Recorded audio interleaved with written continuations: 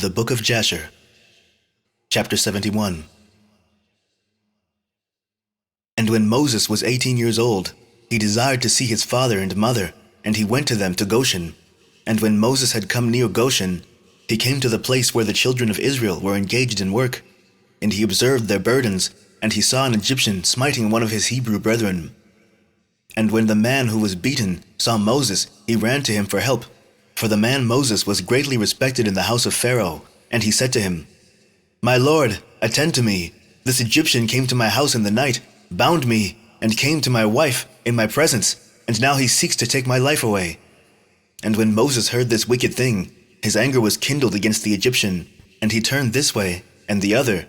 And when he saw there was no man there, he smote the Egyptian, and hid him in the sand, and delivered the Hebrew from the hand of him that smote him. And the Hebrew went to his house, and Moses returned to his home, and went forth, and came back to the king's house. And when the man had returned home, he thought of repudiating his wife, for it was not right in the house of Jacob for any man to come to his wife after she had been defiled. And the woman went and told her brothers, and the woman's brothers sought to slay him, and he fled to his house and escaped. And on the second day Moses went forth to his brethren, and saw, and behold, 2 men were quarreling. And he said to the wicked one, "Why dost thou smite thy neighbor?" And he answered him and said to him, "Who has set thee for a prince and judge over us? Dost thou think to slay me as thou didst slay the Egyptian?" And Moses was afraid, and he said, "Surely the thing is known?" And Pharaoh heard of this affair, and he ordered Moses to be slain. So God sent his angel, and he appeared unto Pharaoh in the likeness of a captain of the guard. And the angel of the Lord took the sword from the hand of the captain of the guard, and took his head off with it, for the likeness of the captain of the guard was turned into the likeness of Moses. And the angel of the Lord took hold of the right hand of Moses, and brought him forth from Egypt, and he placed him from without the borders of Egypt, a distance of 40 days' journey. And Aaron and his brother alone remained in the land of Egypt, and he prophesied to the children of Israel, saying, "Thus says the Lord God of your ancestors, throw away each man the abominations of his eyes, and do not defile yourselves with the idols of Egypt." And the children of Israel rebelled and would not hearken to Aaron at that time. And the Lord thought to destroy them, were it not that the Lord remembered the covenant which he had made with Abraham, Isaac, and Jacob. In those days the hand of Pharaoh continued to be severe against the children of Israel, and he crushed and oppressed them until the time when God sent forth his word and took notice of them. Chapter 72. And it was in those days that there was a great war between the children of Cush and the children of the east and Aram, and they rebelled against the king of Cush, in whose hands they were. So Cacainus, king of Cush, went forth with all the children of Cush, a people numerous as the sand, and he went to fight against Aram and the children of the east, to bring them under subjection. And when Cacainus went out, he left Balaam the magician with his 2 sons to guard the city, and the lowest sort of the people of the land. So Cacainus went forth to Aram and the children of the east, and he fought against them, and smote them, and they all fell down wounded before Cacainus and his people. And he took many of them captives, and he brought them under subjection as at first, and he encamped upon their land to take tribute from them as usual. And Balaam the son of Beor, when the king of Cush had left him to guard the city and the poor of the city, he rose up and advised with the people of the land to rebel against King Cacainus, not to let him enter the city when he should come home. And the people of the land hearkened to him, and they swore to him, and made him king over them, and his 2 sons for captains of the army. So they rose up, and raised the walls of the city at the 2 corners, and they built an exceeding strong building. And at the 3rd corner they dug ditches without number, between the city and the river which surrounded the whole land of Cush, and they made the waters of the river burst forth there. At the 4th corner they collected numerous serpents by their incantations and enchantments, and they fortified the city, and dwelt therein, and no one went out or in before them. And Cacainus fought against Aram and the children of the east, and he subdued them as before, and they gave him their usual tribute, and he went and returned to his land. And when Cacainus the king of Cush approached his city, and all the captains of the forces with him, they lifted up their eyes, and saw that the walls of the city were built up and greatly elevated, so the men were astonished at this. And they said to one another, "It is because they saw that we were delayed in battle, and were greatly afraid of us. Therefore have they done this thing, and raised the city walls, and fortified them, so that the kings of Canaan might not come in battle against them." So the king and the troops approached the city door, And they looked up, and behold, all the gates of the city were closed. And they called out to the sentinels, saying, Open unto us, that we may enter the city. But the sentinels refused to open to them, by the order of Balaam the magician, their king. They suffered them not to enter their city. So they raised a battle with them opposite the city gate, and 130 men of the army at Cacainus fell on that day. And on the next day they continued to fight, and they fought at the side of the river. They endeavored to pass, but were not able, so some of them sank in the pits and died. So the king ordered them to cut down trees, to make rafts, upon which they might pass to them, and they did so. And when they came to the place of the ditches, the waters revolved by mills, and 200 men upon 10 rafts were drowned. And on the third day they came to fight at the side where the serpents were, but they could not approach there, for the serpents slew of them 170 men, and they ceased fighting against Cush, and they besieged Cush for 9 years. No person came out or in. At that time, that the war and the siege were against Cush, Moses fled from Egypt, from Pharaoh, who sought to kill him for having slain the Egyptian. And Moses was 18 years old when he fled from Egypt, from the presence of Pharaoh. And he fled and escaped to the camp of Cacainus, which at the time was besieging Cush. And Moses was 9 years in the camp of Cacainus, king of Cush, all the time that they were besieging Cush. And Moses went out and came in with them. And the king and princes and all the fighting men loved Moses, for he was great and worthy. His stature was like a noble lion. His face was like the sun, and his strength was that of a lion, and he was a counselor to the king. And at the end of 9 years, Cacainus was seized with a mortal disease, and his illness prevailed over him, and he died on the 7th day. So his servants embalmed him, and carried him, and buried him opposite the city gate, to the north of the land of Egypt. And they built over him an elegant, strong, and high building, and they placed great stones below. And the king's scribes engraved upon those stones all the might of their king Cacainus, and all his battles which he had fought. Behold, they are written there at this day. Now after the death of Cacainus, king of Cush, it grieved his men and troops greatly on account of the war. So they said one to the other, Give us counsel, what we are to do at this time, as we have resided in the wilderness 9 years away from our homes. If we say we will fight against the city, many of us will fall wounded or killed, and if we remain here in the siege, we shall also die. For now all the kings of Aram and of the children of the east will hear that our king is dead, and they will attack us suddenly in a hostile manner, and they will fight against us, and leave no remnant of us. Now therefore, let us go and make a king over us, and let us remain in the siege until the city is delivered up to us. And they wished to choose on that day a man for king from the army of Cacainus, and they found no object of their choice like Moses to reign over them. And they hastened, and stripped off each man his garments, and cast them upon the ground, and they made a great heap, and placed Moses thereon. And they rose up, and blew with trumpets, and called out before him, and said, May the king live! May the king live! And all the people and nobles swore unto him to give him for a wife Adoniah the queen, the Cushite, wife of Cacainus, and they made Moses king over them on that day. And all the people of Cush issued a proclamation on that day, saying, Every man must give something to Moses of what is in his possession. And they spread out a sheet upon the heap, and every man cast into it something of what he had, one a gold earring, and the other a coin. Also of onyx stones, bdellium, pearls, and marble did the children of Cush cast unto Moses upon the heap, also silver and gold in great abundance. And Moses took all the silver and gold, all the vessels, and the bdellium and onyx stones, which all the children of Cush had given to him, and he placed them amongst his treasures. And Moses reigned over the children of Cush on that day, in the place of Cacainus, king of Cush. Chapter 73. In the 55th year of the reign of Pharaoh, king of Egypt, that is in the 157th year of the Israelites going down into Egypt, reigned Moses in Cush. Moses was 27 years old when he began to reign over Cush, and 40 years did he reign. And the Lord granted Moses favor and grace in the eyes of all the children of Cush, and the children of Cush loved him exceedingly. So Moses was favored by the Lord and by men. And in the 7th day of his reign, all the children of Cush assembled and came before Moses and bowed down to him to the ground. And all the children spoke together in the presence of the king, saying, Give us counsel, that we may see what is to be done to this city. For it is now 9 years that we have been besieging round about the city, and have not seen our children and wives. So the king answered them, saying, If you will hearken to my voice, in all that I shall command you, then will the Lord give the city into our hands, and we shall subdue it. For if we fight with them, as in the former battle which we had with them before the death of Cachinas, many of us will fall down wounded as before.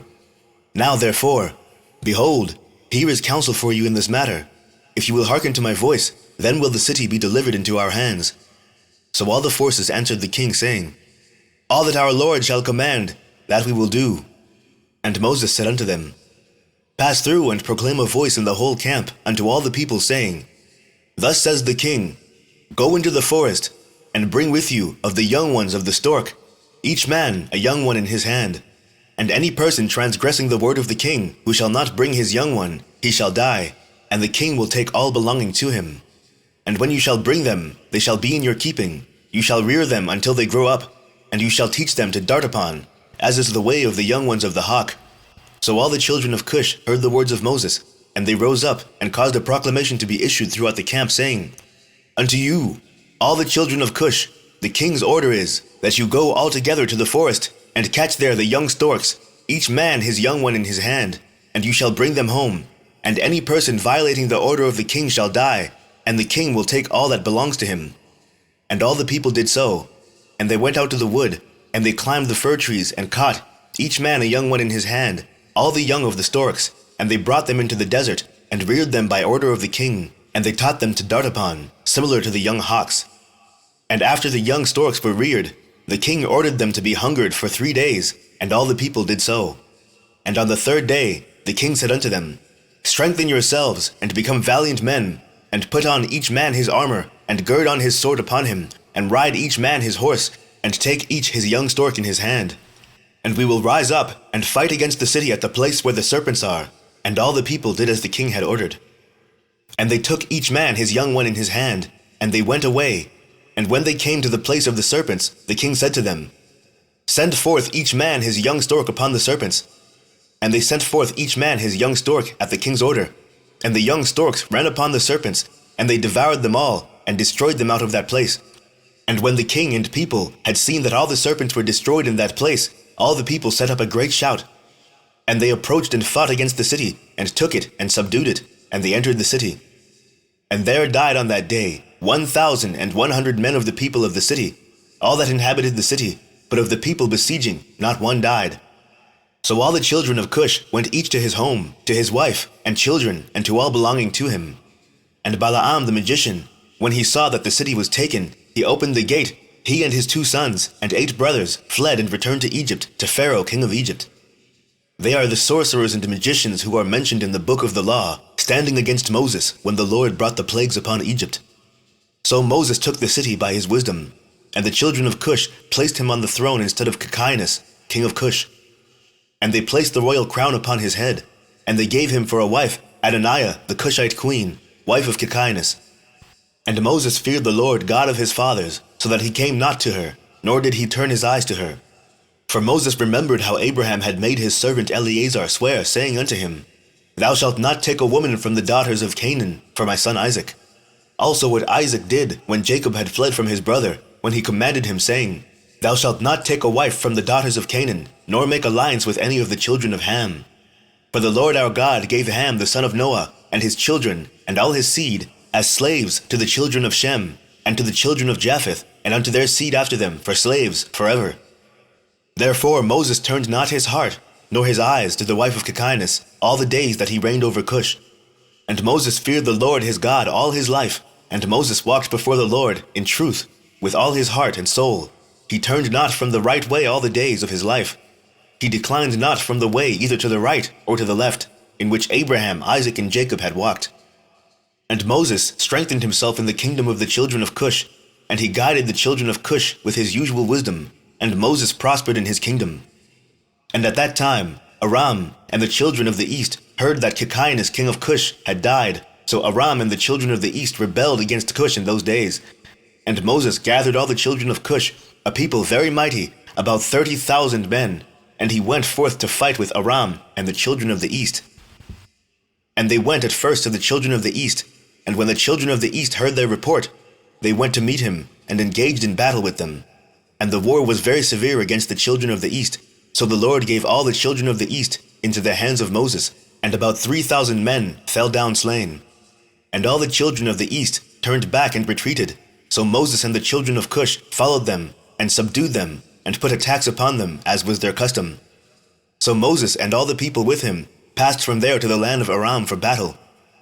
And the people of Aram also went to meet him, and they fought against them. And the Lord delivered them into the hand of Moses, and many of the men of Aram fell down wounded. And Aram also were subdued by Moses and the people of Cush, and also gave their usual tax. And Moses brought Aram and the children of the east under subjection to the children of Cush, and Moses and all the people who were with him turned to the land of Cush. And Moses strengthened himself in the kingdom of the children of Cush, and the Lord was with him, and all the children of Cush were afraid of him. Chapter 74.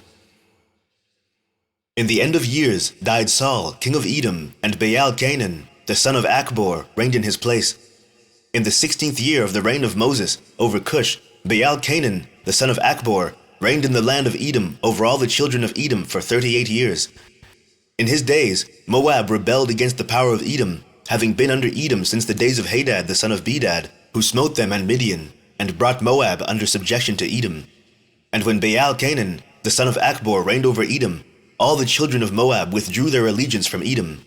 And Angeas, king of Africa, died in those days, and Asdrubal, his son, reigned in his stead. And in those days died Janeas, king of the children of Kittim, and they buried him in his temple, which he had built for himself in the plain of Canopia, for a residence, and Latinus reigned in his stead. In the 22nd year of the reign of Moses over the children of Cush, Latinus reigned over the children of Kittim 45 years. And he also built for himself a great and mighty tower, and he built therein an elegant temple for his residence to conduct his government, as was the custom. In the 3rd year of his reign, he caused a proclamation to be made to all his skillful men, who made many ships for him. And Latinus assembled all his forces, and they came in ships, and went therein to fight with Asdrubal, son of Angeas, king of Africa. And they came to Africa, and engaged in battle with Asdrubal and his army. And Latinus prevailed over Asdrubal, and Latinus took from Asdrubal the aqueduct, which his father had brought from the children of Kittim, when he took Janiah, the daughter of Uzi, for a wife. So Latinus overthrew the bridge of the aqueduct, and smote the whole army of Asdrubal, a severe blow. And the remaining strong men of Asdrubal strengthened themselves, and their hearts were filled with envy, and they courted death, and again engaged in battle with Latinus, king of Kittim. And the battle was severe upon all the men of Africa, and they all fell wounded before Latinus and his people, and Asdrubal the king also fell in that battle. And the king, Asdrubal, had a very beautiful daughter, whose name was Ushpezina, and all the men of Africa embroidered her likeness on their garments on account of her great beauty and comely appearance. And the men of Latinus saw Ushpezina, the daughter of Asdrubal, and praised her unto Latinus their king. And Latinus ordered her to be brought to him, and Latinus took Ushpezina for a wife, and he turned back on his way to Kittim. And it was after the death of Asdrubal, son of Angeas, when Latinus had turned back to his land from the battle, that all the inhabitants of Africa rose up and took Anibal, the son of Angeas, the younger brother of Asdrubal, and made him king at his brother over the whole land at Africa. And when he reigned, he resolved to go to Kittim, to fight with the children of Kittim, to avenge the cause of Asdrubal his brother, and the cause of the inhabitants of Africa, and he did so. And he made many ships, and he came therein with his whole army, and he went to Kittim. So Anibal fought with the children of Kittim, and the children of Kittim fell wounded before Anibal and his army, and Anibal avenged his brother's cause. And Anibal continued the war for 18 years with the children of Kittim, and Anibal dwelt in the land of Kittim, and encamped there for a long time. And Anibal smote the children of Kittim very severely, and he slew their great men and princes, and of the rest of the people he smote about 80,000 men. And at the end of days and years, Anibal returned to his land of Africa, and he reigned securely in the place of Asdrubal his brother. Chapter 75. At that time, in the 118th year of the Israelites going down into Egypt, there went forth from Egypt valiant men, 30,000 on foot, from the children of Israel, who were all of the tribe of Joseph, of the children of Ephraim, the son of Joseph. For they said the period was completed which the Lord had appointed to the children of Israel in the times of old, which he had spoken to Abraham.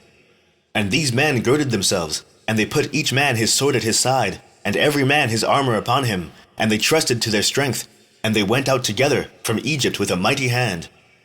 But they brought no provision for the road, only silver and gold, not even bread for that day did they bring in their hands, for they thought of getting their provision for pay from the Philistines, and if not, they would take it by force. And these men were very mighty and valiant men. One man could pursue 1,000, and two could rout 10,000. So they trusted to their strength and went together as they were.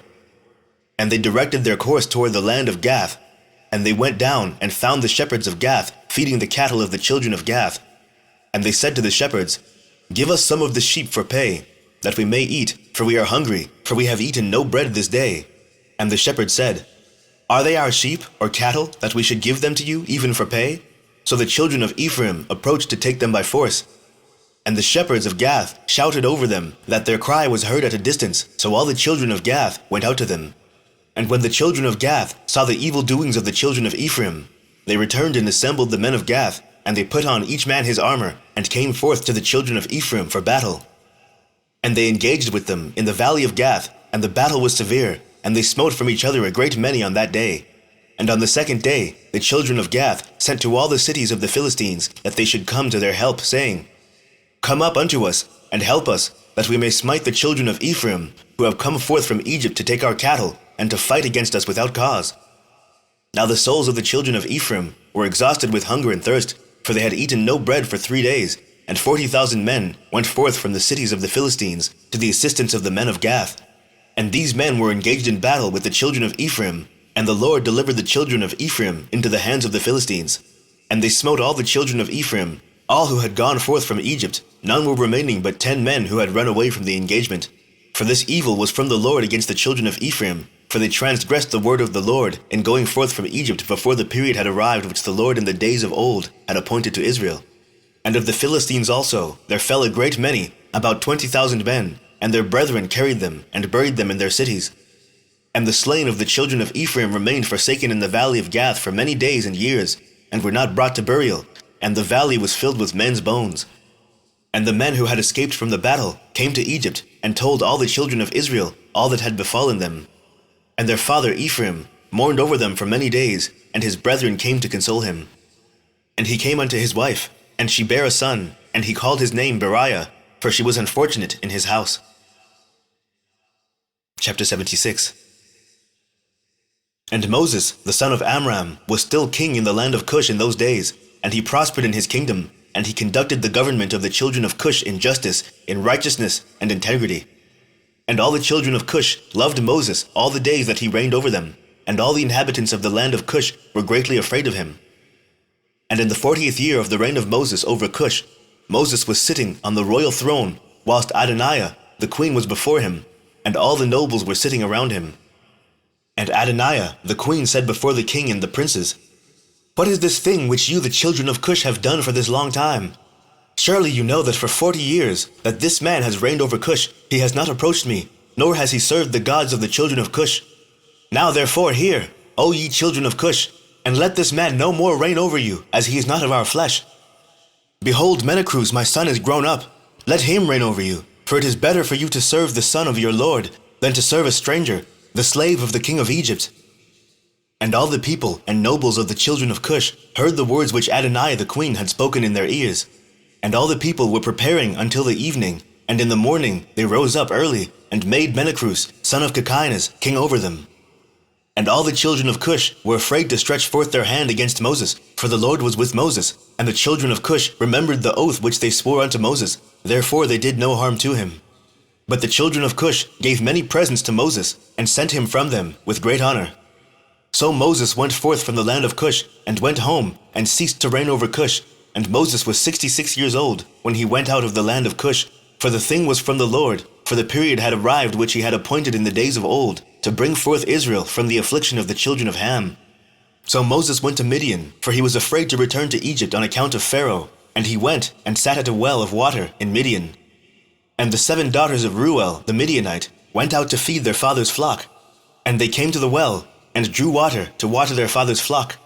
So the shepherds of Midian came and drove them away, and Moses rose up and helped them, and watered the flock. And they came home to their father Reuel, and told him what Moses did for them. And they said, "An Egyptian man has delivered us from the hands of the shepherds. He drew up water for us, and watered the flock." And Reuel said to his daughters, "And where is he? Wherefore have you left the man?" And Reuel sent for him, and fetched him, and brought him home, and he ate bread with him.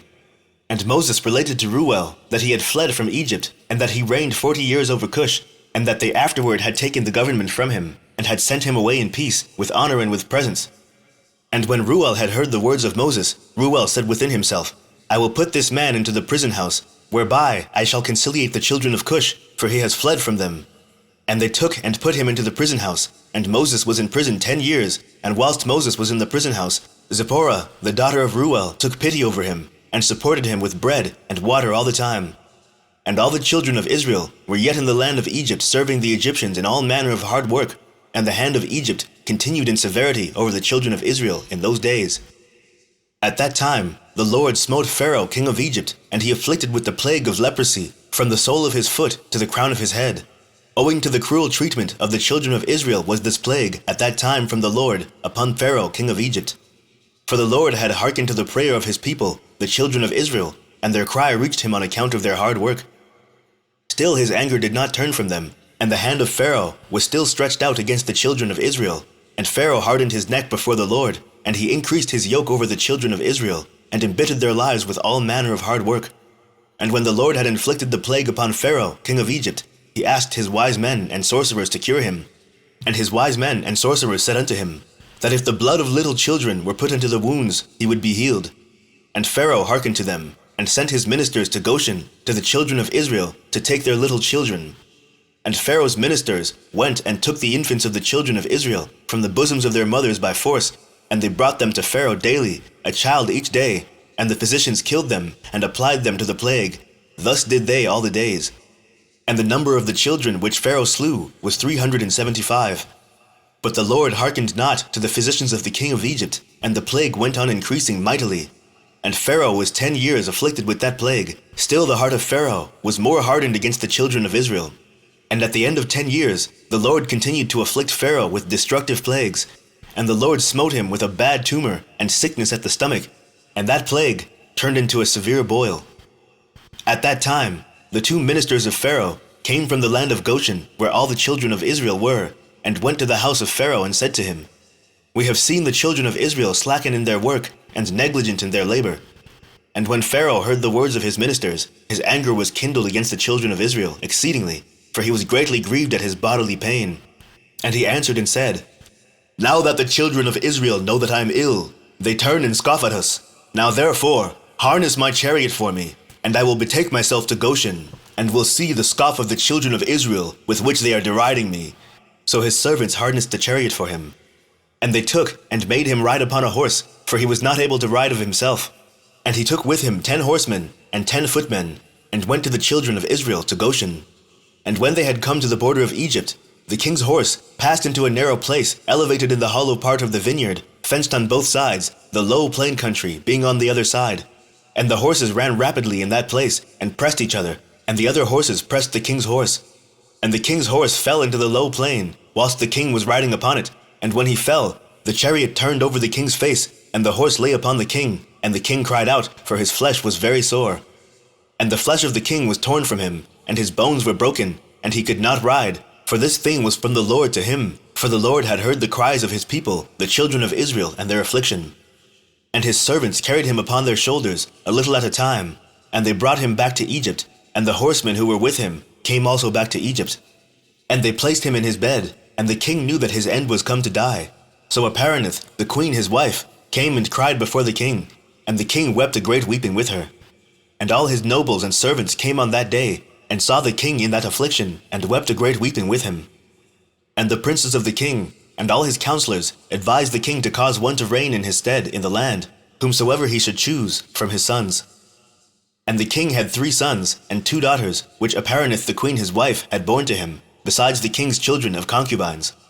And these were their names: the firstborn, Othrai; the second, Adikam; the third, Morion; and their sisters, the name of the elder, Bethiah, and of the other, Achazai.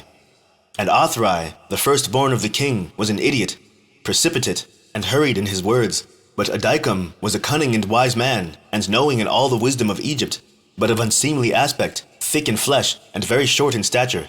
His height was 1 cubit. And when the king saw Adikam his son intelligent, and wise in all things, the king resolved that he should be king in his stead after his death. And he took for him a wife, Gedidah, daughter of Abilat, and he was 10 years old, and she bare unto him 4 sons. And he afterward went and took 3 wives, and begat 8 sons and 3 daughters.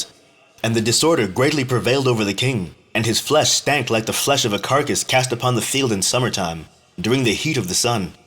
And when the king saw that his sickness had greatly strengthened itself over him, he ordered his son Adikam to be brought to him, and they made him king over the land in his place. And at the end of 3 years, the king died in shame, disgrace, and disgust. And his servants carried him, and buried him in the sepulchre of the kings of Egypt in Zoan, Mizraim. But they embalmed him, not as was usual with kings, for his flesh was putrid, and they could not approach to embalm him on account of the stench, so they buried him in haste. For this evil was from the Lord to him, for the Lord had requited him evil for the evil which in his days he had done to Israel. And he died with terror and with shame, and his son Adikam reigned in his place. Chapter 77. Adikam was 20 years old when he reigned over Egypt. He reigned 4 years. In the 206th year of Israel's going down to Egypt did Adikam reign over Egypt, but he continued not so long in his reign over Egypt as his fathers had continued their reigns. For Malal, his father, reigned 94 years in Egypt, but he was 10 years sick, and died, for he had been wicked before the Lord. And all the Egyptians called the name of Adikam Pharaoh, like the name of his fathers, as was their custom to do in Egypt. And all the wise men of Pharaoh called the name of Adikam Ahaz, for short is called Ahaz in the Egyptian language. And Adikam was exceedingly ugly. He was a cubit and a span, and he had a great beard which reached to the soles of his feet. And Pharaoh sat upon his father's throne to reign over Egypt, and he conducted the government of Egypt in his wisdom. And whilst he reigned, he exceeded his father and all the preceding kings in wickedness, and he increased his yoke over the children of Israel. And he went with his servants to Goshen, to the children of Israel, and he strengthened the labor over them. And he said unto them, Complete your work, each day's task, and let not your hands slacken from our work from this day forward as you did in the days of my father. And he placed officers over them from amongst the children of Israel, and over these officers he placed taskmasters from amongst his servants. And he placed over them a measure of bricks for them to do according to that number, day by day, and he turned back and went to Egypt. At that time, the taskmasters of Pharaoh ordered the officers of the children of Israel according to the command of Pharaoh, saying, Thus says Pharaoh, Do your work each day, and finish your task, and observe the daily measure of bricks, diminish not anything. And it shall come to pass that if you are deficient in your daily bricks, I will put your young children in their stead. And the taskmasters of Egypt did so in those days as Pharaoh had ordered them. And whenever any deficiency was found in the children of Israel's measure of their daily bricks, the taskmasters of Pharaoh would go to the wives of the children of Israel, and take infants of the children of Israel to the number of bricks deficient. They would take them by force from their mothers' laps, and put them in the building instead of the bricks, whilst their fathers and mothers were crying over them, and weeping when they heard the weeping voices of their infants in the wall of the building. And the taskmasters prevailed over Israel, that the Israelites should place their children in the building, so that a man placed his son in the wall and put mortar over him, whilst his eyes wept over him, and his tears ran down upon his child. And the taskmasters of Egypt did so to the babes of Israel for many days, and no one pitied or had compassion over the babes of the children of Israel. And the number of all the children killed in the building was 270, some whom they had built upon instead of the bricks which had been left deficient by their fathers, and some whom they had drawn out dead from the building. And the labor imposed upon the children of Israel in the days of Adikam exceeded in hardship that which they performed in the days of his father. And the children of Israel sighed every day on account of their heavy work, for they had said to themselves, Behold, when Pharaoh shall die, his son will rise up and lighten our work. But they increased the latter work more than the former, and the children of Israel sighed at this, and their cry ascended to God on account of their labor. And God heard the voice of the children of Israel and their cry in those days, and God remembered to them his covenant which he had made with Abraham, Isaac, and Jacob. And God saw the burden of the children of Israel and their heavy work in those days, and he determined to deliver them. And Moses, the son of Amram, was still confined in the dungeon in those days, in the house of Reuel the Midianite, and Zipporah, the daughter of Reuel, did support him with food secretly day by day. And Moses was confined in the dungeon in the house of Reuel for 10 years. And at the end of 10 years, which was the first year of the reign of Pharaoh over Egypt in the place of his father, Zipporah said to her father Reuel, No person inquires or seeks after the Hebrew man, whom thou didst bind in prison now 10 years. Now therefore, if it seem good in thy sight, let us send and see whether he is living or dead. But her father knew not that she had supported him. And Reuel her father answered and said to her, Has ever such a thing happened that a man should be shut up in a prison without food for 10 years, and that they should live? And Zipporah answered her father, saying, Surely thou hast heard that the God of the Hebrews is great and awful, and does wonders for them at all times. He it was who delivered Abraham from Ur of the Chaldeans, and Isaac from the sword of his father, and Jacob from the angel of the Lord, who wrestled with him at the ford of Jabbok. Also with this man has he done many things. He delivered him from the river in Egypt, and from the sword of Pharaoh, and from the children of Cush. So also can he deliver him from famine, and make him live. And the thing seemed good in the sight of Reuel, and he did according to the word of his daughter, and sent to the dungeon to ascertain what became of Moses. And he saw, and behold, the man Moses was living in the dungeon, standing upon his feet, praising and praying to the God of his ancestors. And Reuel commanded Moses be brought out of the dungeon. So they shaved him, and he changed his prison garments, and ate bread. And afterward Moses went into the garden of Reuel, which was behind the house, and he there prayed to the Lord his God, who had done mighty wonders for him. And it was that whilst he prayed, he looked opposite to him, and behold, a sapphire stick was placed in the ground, which was planted in the midst of the garden. And he approached the stick, and he looked, and behold, the name of the Lord God of hosts was engraved thereon, written and developed upon the stick. And he read it, and stretched forth his hand, and he plucked it like a forest tree from the thicket, and the stick was in his hand. And this is the stick with which all the works of our God were performed, after he had created heaven and earth, and all the host of them, seas, rivers, and all their fishes. And when God had driven Adam from the Garden of Eden, he took the stick in his hand, and went and tilled the ground from which he was taken. And the stick came down to Noah, and was given to Shem and his descendants, until it came into the hand of Abraham the Hebrew. And when Abraham had given all he had to his son Isaac, he also gave to him this stick. And when Jacob fled to Padan Aram, he took it into his hand, and when he returned to his father, he had not left it behind him. Also when he went down to Egypt, he took it into his hand, and gave it to Joseph, one portion above his brethren, for Jacob had taken it by force from his brother Esau. And after the death of Joseph, the nobles of Egypt came into the house of Joseph, and the stick came into the hand of Reuel the Midianite, and when he went out of Egypt, he took it in his hand, and planted it in his garden. And all the mighty men of the Kenites tried to pluck it when they endeavored to get Zipporah his daughter, but they were unsuccessful. So that stick remained planted in the garden of Reuel, until he came who had a right to it, and took it. And when Reuel saw the stick in the hand of Moses, he wondered at it, and he gave him his daughter Zipporah for a wife. Chapter 78. At that time died Baal-Canaan, son of Achbor, king of Edom, and was buried in his house in the land of Edom. And after his death, the children of Esau sent to the land of Edom, and took from there a man who was in Edom, whose name was Hadad, and they made him king over them in the place of Baal-Canaan, their king. And Hadad reigned over the children of Edom 48 years. And when he reigned, he resolved to fight against the children of Moab, to bring them under the power of the children of Esau, as they were before. But he was not able, because the children of Moab heard this thing, and they rose up and hastened to elect a king over them from amongst their brethren. And they afterward gathered together a great people, and sent to the children of Ammon, their brethren, for help to fight against Hadad, king of Edom. And Hadad heard the thing which the children of Moab had done, and was greatly afraid of them, and refrained from fighting against them. In those days Moses, the son of Amram, in Midian took Zipporah, the daughter of Reuel the Midianite, for a wife. And Zipporah walked in the ways of the daughters of Jacob. She was nothing short of the righteousness of Sarah, Rebekah, Rachel, and Leah. And Zipporah conceived, and bare a son, and he called his name Gershom, for he said, I was a stranger in a foreign land, but he circumcised not his foreskin, at the command of Reuel his father-in-law. And she conceived again, and bare a son, but circumcised his foreskin, and called his name Eleazar, for Moses said, Because the God of my fathers was my help, and delivered me from the sword of Pharaoh.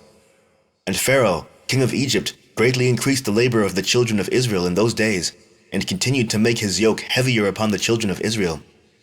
And he ordered a proclamation to be made in Egypt, saying, Give no more straw to the people to make bricks with.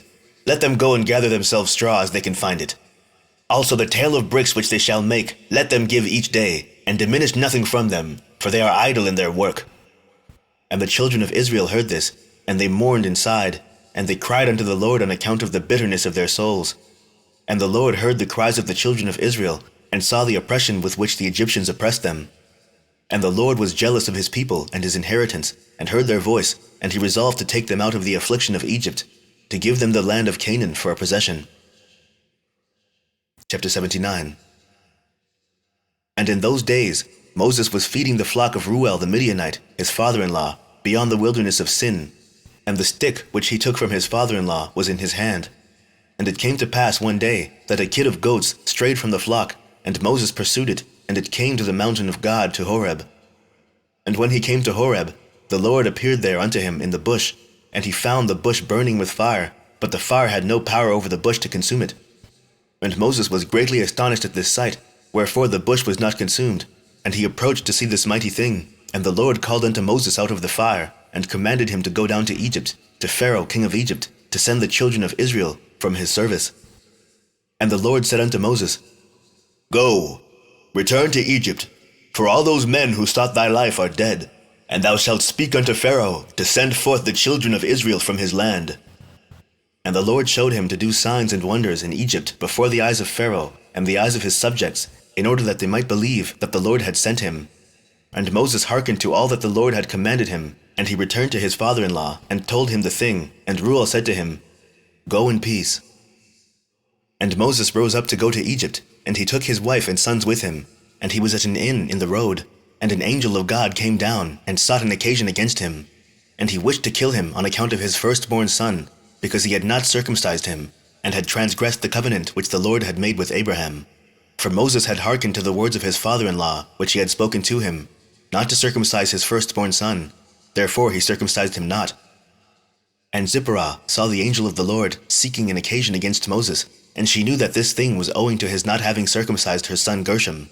And Zipporah hastened and took of the sharp rock stones that were there, and she circumcised her son, and delivered her husband and her son from the hand of the angel of the Lord.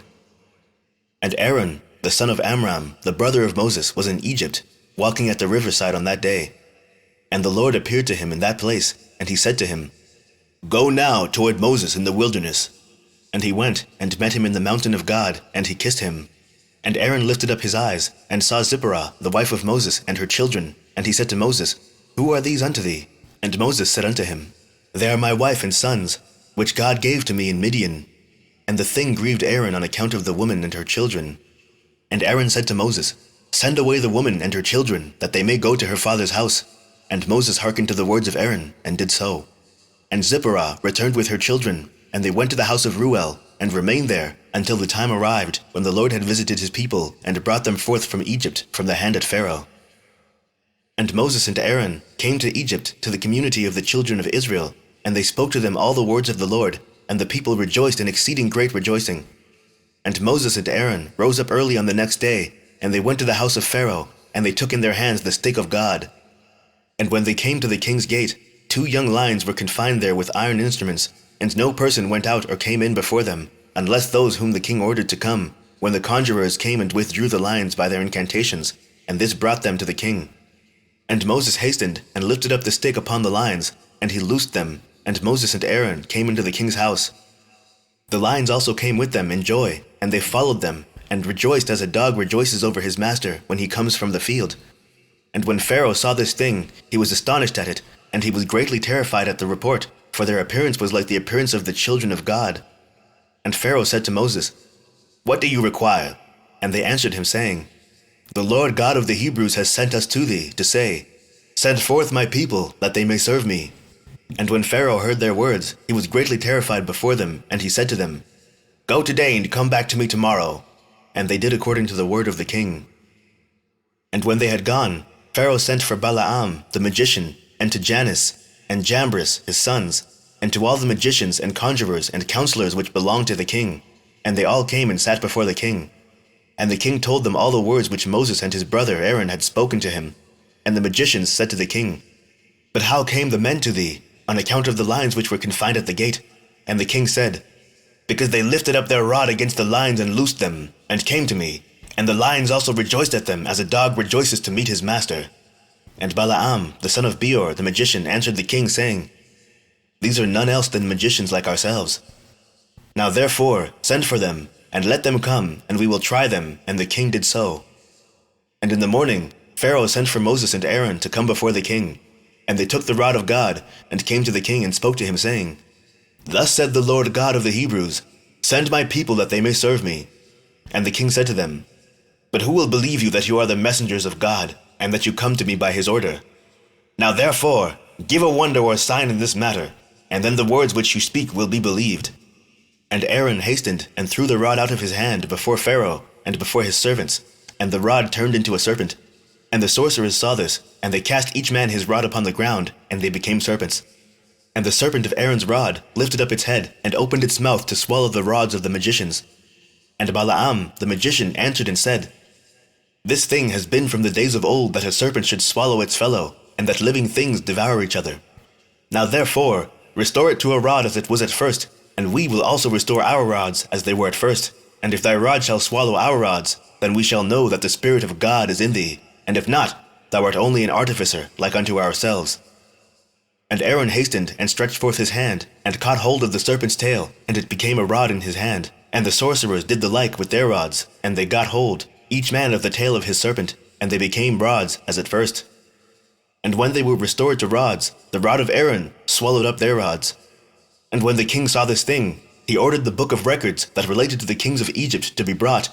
And they brought the book of records, the chronicles of the kings of Egypt, in which all the idols of Egypt were inscribed, for they thought of finding therein the name of Ahiah, but they found it not. And Pharaoh said to Moses and Aaron, Behold, I have not found the name of your God written in this book, and his name I know not. And the counselors and wise men answered the king, We have heard that the God of the Hebrews is the son of the wise, the son of ancient kings. And Pharaoh turned to Moses and Aaron and said to them, I know not the Lord whom you have declared, neither will I send his people. And they answered and said to the king, The Lord God of gods is his name, and he proclaimed his name over us from the days of our ancestors, and sent us, saying, Go to Pharaoh and say unto him, Send my people that they may serve me. Now therefore send us, that we may take a journey for 3 days in the wilderness, and there may sacrifice to him. For from the days of our going down to Egypt, he has not taken from our hands either burnt offering, oblation, or sacrifice. And if thou wilt not send us, his anger will be kindled against thee, and he will smite Egypt, either with the plague or with the sword. And Pharaoh said unto them, Tell me now his power and his might. And they said to him, He created the heaven and the earth, the seas and all their fishes. He formed the light, created the darkness, caused rain upon the earth and watered it, and made the herbage and grass to sprout. He created man and beast, and the animals of the forest, the birds of the air, and the fish of the sea, and by his mouth they live and die.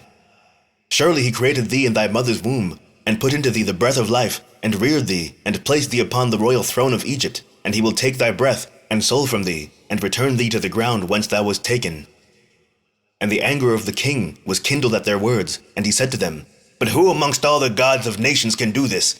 My river is mine own, and I have made it for myself. And he drove them from him, and he ordered the labor upon Israel to be more severe than it was yesterday and before. And Moses and Aaron went out from the king's presence, and they saw the children of Israel in an evil condition, for the taskmasters had made their labor exceedingly heavy. And Moses returned to the Lord and said, Why hast thou ill-treated thy people? For since I came to speak to Pharaoh, what thou didst send me for, he has exceedingly ill-used the children of Israel. And the Lord said to Moses, Behold, thou wilt see that with an outstretched hand and heavy plagues, Pharaoh will send the children of Israel from his land. And Moses and Aaron dwelt amongst their brethren, the children of Israel, in Egypt. And as for the children of Israel, the Egyptians embittered their lives with the heavy work which they imposed upon them. Chapter 80. And at the end of 2 years, the Lord again sent Moses to Pharaoh to bring forth the children of Israel, and to send them out of the land of Egypt. And Moses went and came to the house of Pharaoh, and he spoke to him the words of the Lord who had sent him. But Pharaoh would not hearken to the voice of the Lord, and God roused his might in Egypt upon Pharaoh and his subjects. And God smote Pharaoh and his people with very great and sore plagues. And the Lord sent by the hand of Aaron, and turned all the waters of Egypt into blood, with all their streams and rivers. And when an Egyptian came to drink and draw water, he looked into his pitcher, and behold, all the water was turned into blood.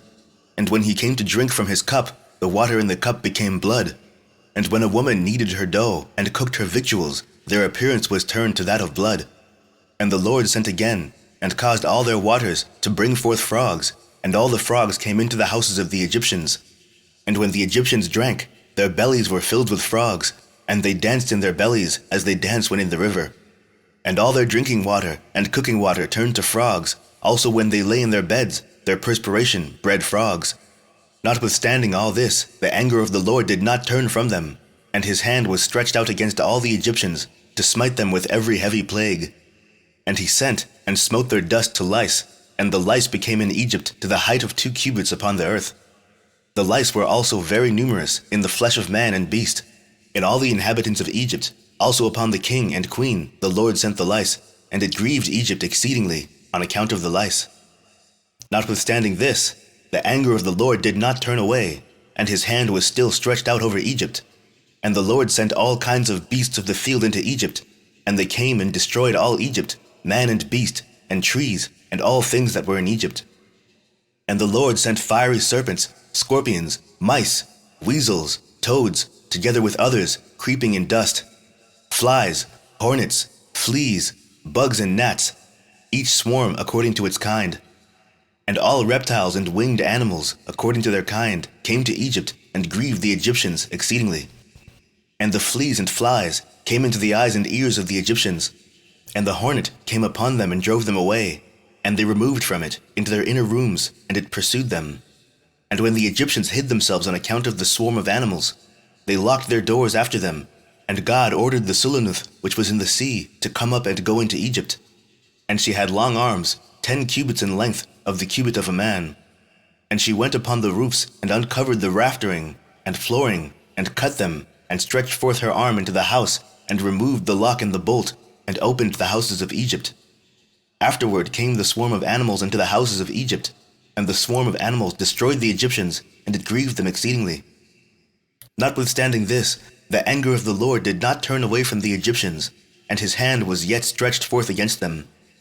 And God sent the pestilence, and the pestilence pervaded Egypt, in the horses and asses, and in the camels, in herds of oxen and sheep, and in man. And when the Egyptians rose up early in the morning to take their cattle to pasture, they found all their cattle dead. And there remained of the cattle of the Egyptians only 1 in 10, and of the cattle belonging to Israel in Goshen not one died. And God sent a burning inflammation in the flesh of the Egyptians, which burst their skins, and it became a severe itch in all the Egyptians, from the soles of their feet to the crowns of their heads. And many boils were in their flesh, that their flesh wasted away, until they became rotten and putrid. Notwithstanding this, the anger of the Lord did not turn away, and his hand was still stretched out over all Egypt. And the Lord sent a very heavy hail, which smote their vines, and broke their fruit trees, and dried them up, that they fell upon them. Also every green herb became dry and perished, for a mingling fire descended amidst the hail. Therefore the hail and the fire consumed all things. Also men and beasts that were found abroad perished of the flames of fire and of the hail, and all the young lions were exhausted. And the Lord sent and brought numerous locusts into Egypt, the chasel, Salom, Chargol, and Chagol, locusts, each of its kind, which devoured all that the hail had left remaining. Then the Egyptians rejoiced at the locusts, although they consumed the produce of the field, and they caught them in abundance, and salted them for food. And the Lord turned a mighty wind of the sea, which took away all the locusts, even those that were salted, and thrust them into the Red Sea. Not one locust remained within the boundaries of Egypt. And God sent darkness upon Egypt, that the whole land of Egypt and Pathros became dark for 3 days, so that a man could not see his hand when he lifted it to his mouth. At that time died many of the people of Israel who had rebelled against the Lord, and who would not hearken to Moses and Aaron, and believed not in them that God had sent them, and who had said, "We will not go forth from Egypt, lest we perish with hunger in a desolate wilderness," and who would not hearken to the voice of Moses. And the Lord plagued them in the 3 days of darkness, and the Israelites buried them in those days, without the Egyptians knowing of them or rejoicing over them. And the darkness was very great in Egypt for 3 days, and any person who was standing when the darkness came remained standing in his place, and he that was sitting remained sitting, and he that was lying continued lying in the same state, and he that was walking remained sitting upon the ground in the same spot. And this thing happened to all the Egyptians, until the darkness had passed away. And the days of darkness passed away, and the Lord sent Moses and Aaron to the children of Israel, saying, Celebrate your feast, and make your Passover. For behold, I come in the midst of the night amongst all the Egyptians, and I will smite all their firstborn, from the firstborn of a man to the firstborn of a beast. And when I see your Passover, I will pass over you. And the children of Israel did according to all that the Lord had commanded Moses and Aaron. Thus did they in that night. And it came to pass in the middle of the night that the Lord went forth in the midst of Egypt, and smote all the firstborn of the Egyptians, from the firstborn of man to the firstborn of beast. And Pharaoh rose up in the night, he and all his servants, and all the Egyptians, and there was a great cry throughout Egypt in that night, for there was not a house in which there was not a corpse. Also the likenesses of the firstborn of Egypt, which were carved in the walls at their houses, were destroyed and fell to the ground. Even the bones of their firstborn who had died before this, and whom they had buried in their houses, were raked up by the dogs of Egypt on that night, and dragged before the Egyptians, and cast before them. And all the Egyptians saw this evil which had suddenly come upon them, and all the Egyptians cried out with a loud voice. And all the families of Egypt wept upon that night, each man for his son, and each man for his daughter, being the firstborn, and the tumult of Egypt was heard at a distance on that night. And Bethiah, the daughter of Pharaoh, went forth with the king on that night to seek Moses and Aaron in their houses, and they found them in their houses, eating and drinking, and rejoicing with all Israel. And Bethiah said to Moses, Is this the reward for the good which I have done to thee, who have reared thee and stretched thee out, and thou hast brought this evil upon me and my father's house? And Moses said to her, Surely 10 plagues did the Lord bring upon Egypt. Did any evil accrue to thee from any of them? Did one of them affect thee? And she said, No. And Moses said to her, Although thou art the firstborn to thy mother, thou shalt not die, and no evil shall reach thee in the midst of Egypt. And she said, What advantage is it to me, when I see the king my brother, and all his household and subjects in this evil, whose firstborn perish with all the firstborn of Egypt? And Moses said to her, Surely thy brother and his household, and subjects the families of Egypt, would not hearken to the words of the Lord. Therefore did this evil come upon them. And Pharaoh, king of Egypt, approached Moses and Aaron, and some of the children of Israel who were with them in that place, and he prayed to them, saying, Rise up and take your brethren, all the children of Israel who are in the land, with their sheep and oxen, and all belonging to them. They shall leave nothing remaining, only pray for me to the Lord your God. And Moses said to Pharaoh, Behold, thou art my mother's firstborn, yet fear not, for thou wilt not die. For the Lord has commanded that thou shalt live, in order to show thee his great might and strong stretched out arm. And Pharaoh ordered the children of Israel to be sent away, and all the Egyptians strengthened themselves to send them, for they said, We are all perishing. And all the Egyptians sent the Israelites forth with great riches, sheep and oxen, and precious things, according to the oath of the Lord between him and our father Abraham. And the children of Israel delayed going forth at night, and when the Egyptians came to them to bring them out, they said to them, Are we thieves, that we should go forth at night? And the children of Israel asked of the Egyptians vessels of silver, and vessels of gold, and garments, and the children of Israel stripped the Egyptians. And Moses hastened and rose up and went to the river of Egypt, and brought up from thence the coffin of Joseph, and took it with him. The children of Israel also brought up each man his father's coffin with him, and each man the coffins of his tribe. Chapter 81. And the children of Israel journeyed from Ramesses to Succoth, about 600,000 men on foot, besides the little ones and their wives. Also a mixed multitude went up with them, and flocks and herds, even much cattle. And the sojourning of the children of Israel, who dwelt in the land of Egypt in hard labor, was 210 years. And at the end of 210 years, the Lord brought forth the children of Israel from Egypt with a strong hand. And the children of Israel traveled from Egypt, and from Goshen, and from Ramesses, and encamped in Succoth on the 15th day of the first month. And all the Egyptians buried all their firstborn, whom the Lord had smitten, and all the Egyptians buried their slain for 3 days. And the children of Israel traveled from Succoth, and encamped in Etham, at the end of the wilderness. And on the 3rd day, after the Egyptians had buried their firstborn, many men rose up from Egypt, and went after Israel to make them return to Egypt, for they repented that they had sent the Israelites away from their servitude. And one man said to his neighbor, Surely Moses and Aaron spoke to Pharaoh, saying, We will go a 3 days' journey in the wilderness and sacrifice to the Lord our God. Now therefore, let us rise up early in the morning and cause them to return. And it shall be that if they return with us to Egypt, to their masters, then shall we know that there is faith in them. But if they will not return, then will we fight with them, and make them come back with great power and a strong hand. And all the nobles of Pharaoh rose up in the morning, and with them about 700,000 men. And they went forth from Egypt on that day, and came to the place where the children of Israel were. And all the Egyptians saw, and behold, Moses and Aaron, and all the children of Israel were sitting before Pi-hahiroth, eating and drinking, and celebrating the feast of the Lord. And all the Egyptians said to the children of Israel, Surely you said, We will go a journey for 3 days in the wilderness, and sacrifice to our God, and return. Now therefore, this day makes 5 days since you went. Why do you not return to your masters? And Moses and Aaron answered them, saying, Because the Lord our God has testified in us, saying, You shall no more return to Egypt, but we will betake ourselves to a land flowing with milk and honey, as the Lord our God had sworn to our ancestors to give us. And when the nobles of Egypt saw that the children of Israel did not hearken to them to return to Egypt, they girded themselves to fight with Israel. And the Lord strengthened the hearts of the children of Israel over the Egyptians, that they gave them a severe beating, and the battle was sore upon the Egyptians, and all the Egyptians fled from before the children of Israel, for many of them perished by the hand of Israel. And the nobles of Pharaoh went to Egypt and told Pharaoh, saying, The children of Israel have fled, and will no more return to Egypt. And in this manner did Moses and Aaron speak to us. And Pharaoh heard this thing, and his heart and the hearts of all his subjects were turned against Israel. And they repented that they had sent Israel. And all the Egyptians advised Pharaoh to pursue the children of Israel, to make them come back to their burdens.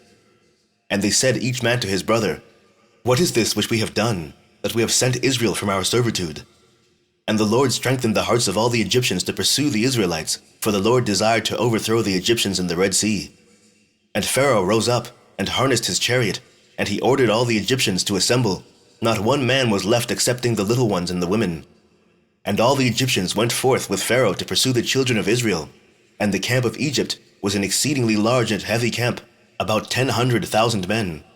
And the whole of this camp went and pursued the children of Israel to bring them back to Egypt.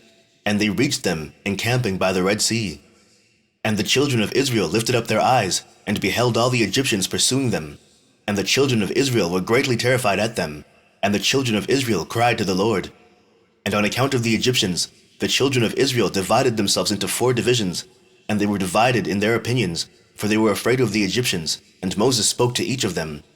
The first division was of the children of Reuben, Simeon, and Issachar, and they resolved to cast themselves into the sea, for they were exceedingly afraid of the Egyptians. And Moses said to them, Fear not, stand still, and see the salvation of the Lord which he will effect this day for you. The second division was of the children of Zebulun, Benjamin, and Naphtali, and they resolved to go back to Egypt with the Egyptians. And Moses said to them, Fear not, for as you have seen the Egyptians this day, so shall you see them no more forever. The third division was of the children of Judah and Joseph, and they resolved to go to meet the Egyptians to fight with them. And Moses said to them, Stand in your places, for the Lord will fight for you, and you shall remain silent. And the fourth division was the children of Levi, Gad, and Asher, and they resolved to go into the midst of the Egyptians to confound them. And Moses said to them, Remain in your stations, and fear not, only call unto you the Lord, that he may save you out of their hands. After this, Moses rose up from amidst the people, and he prayed to the Lord and said, O Lord, God of the whole earth, save now thy people, whom thou didst bring forth from Egypt, and let not the Egyptians boast that power and might are theirs. So the Lord said to Moses, Why dost thou cry unto me? Speak to the children of Israel, that they shall proceed, and do thou stretch out thy rod upon the sea and divide it, and the children of Israel shall pass through it. And Moses did so, and he lifted up his rod upon the sea, and divided it. And the waters of the sea were divided into 12 parts, and the children of Israel passed through on foot, with shoes, as a man would pass through a prepared road. And the Lord manifested to the children of Israel his wonders in Egypt, and in the sea, by the hand of Moses and Aaron. And when the children of Israel had entered the sea, the Egyptians came after them, and the waters of the sea resumed upon them, and they all sank in the water, and not one man was left excepting Pharaoh, who gave thanks to the Lord and believed in him. Therefore the Lord did not cause him to perish at that time with the Egyptians. And the Lord ordered an angel to take him from amongst the Egyptians, who cast him upon the land of Nineveh, and he reigned over it for a long time. And on that day the Lord saved Israel from the hand of Egypt, and all the children of Israel saw that the Egyptians had perished, and they beheld the great hand of the Lord in what he had performed in Egypt and in the sea.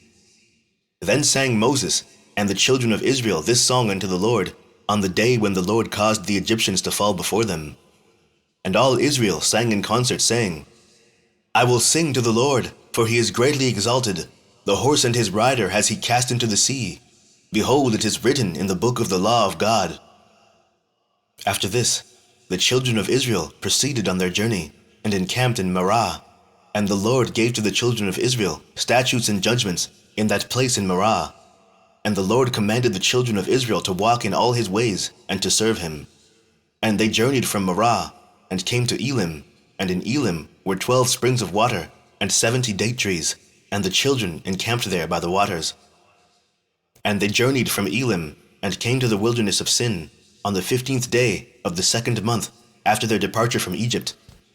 At that time the Lord gave the manna to the children of Israel to eat, and the Lord caused food to rain from heaven for the children of Israel day by day. And the children of Israel ate the manna for 40 years, all the days that they were in the wilderness, until they came to the land of Canaan to possess it. And they proceeded from the wilderness of Sin, and encamped in Alush. And they proceeded from Alush, and encamped in Rephidim. And when the children of Israel were in Rephidim, Amalek the son of Eliphaz, the son of Esau, the brother of Zepho, came to fight with Israel. And he brought with him 801,000 men, magicians and conjurers, and he prepared for battle with Israel in Rephidim. And they carried on a great and severe battle against Israel.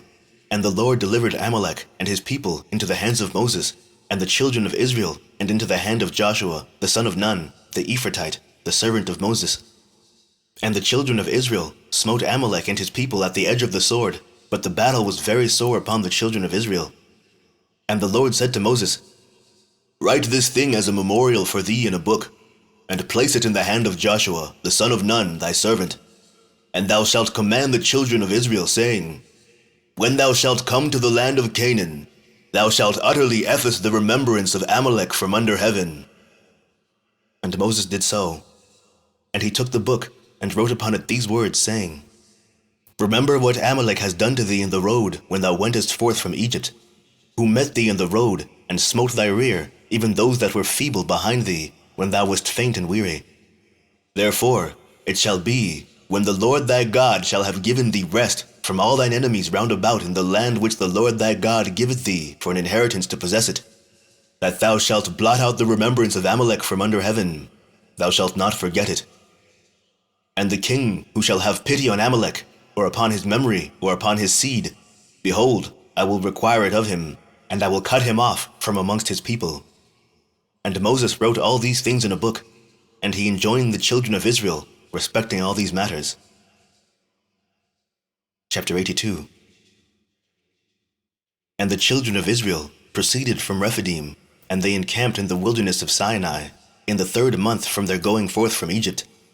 At that time came Reuel the Midianite, the father-in-law of Moses, with Zipporah, his daughter, and her 2 sons, for he had heard of the wonders of the Lord which he had done to Israel, that he had delivered them from the hand of Egypt. And Reuel came to Moses to the wilderness where he was encamped, where was the mountain of God. And Moses went forth to meet his father-in-law with great honor, and all Israel was with him. And Reuel and his children remained amongst the Israelites for many days, and Reuel knew the Lord from that day forward. And in the 3rd month from the children of Israel's departure from Egypt, on the 6th day thereof, the Lord gave to Israel the 10 commandments on Mount Sinai. And all Israel heard these commandments, and all Israel rejoiced exceedingly in the Lord on that day. And the glory of the Lord rested upon Mount Sinai, and he called to Moses, and Moses came in the midst of a cloud, and ascended the mountain. And Moses was upon the mount 40 days and 40 nights. He ate no bread, and drank no water. And the Lord instructed him in the statutes and judgments, in order to teach the children of Israel. And the Lord wrote the 10 Commandments, which he had commanded the children of Israel, upon 2 tablets of stone, which he gave to Moses to command the children of Israel. And at the end of 40 days and 40 nights, when the Lord had finished speaking to Moses on Mount Sinai, then the Lord gave to Moses the tablets of stone, written with the finger of God. And when the children of Israel saw that Moses tarried to come down from the mount, they gathered round Aaron and said, As for this man Moses, we know not what has become of him. Now therefore rise up, make unto us a god, who shall go before us, so that thou shalt not die. And Aaron was greatly afraid of the people, and he ordered them to bring him gold, and he made it into a molten calf for the people. And the Lord said to Moses, before he had come down from the mount, Get thee down, for thy people, whom thou didst bring forth from Egypt, have corrupted themselves. They have made to themselves a molten calf, and have bowed down to it. Now therefore, leave me, that I may consume them from off the earth, for they are a stiff-necked people. And Moses besought the countenance of the Lord, and he prayed to the Lord for the people on account of the calf which they had made. And he afterward descended from the mount, and in his hands were the 2 tablets of stone, which God had given him to command the Israelites.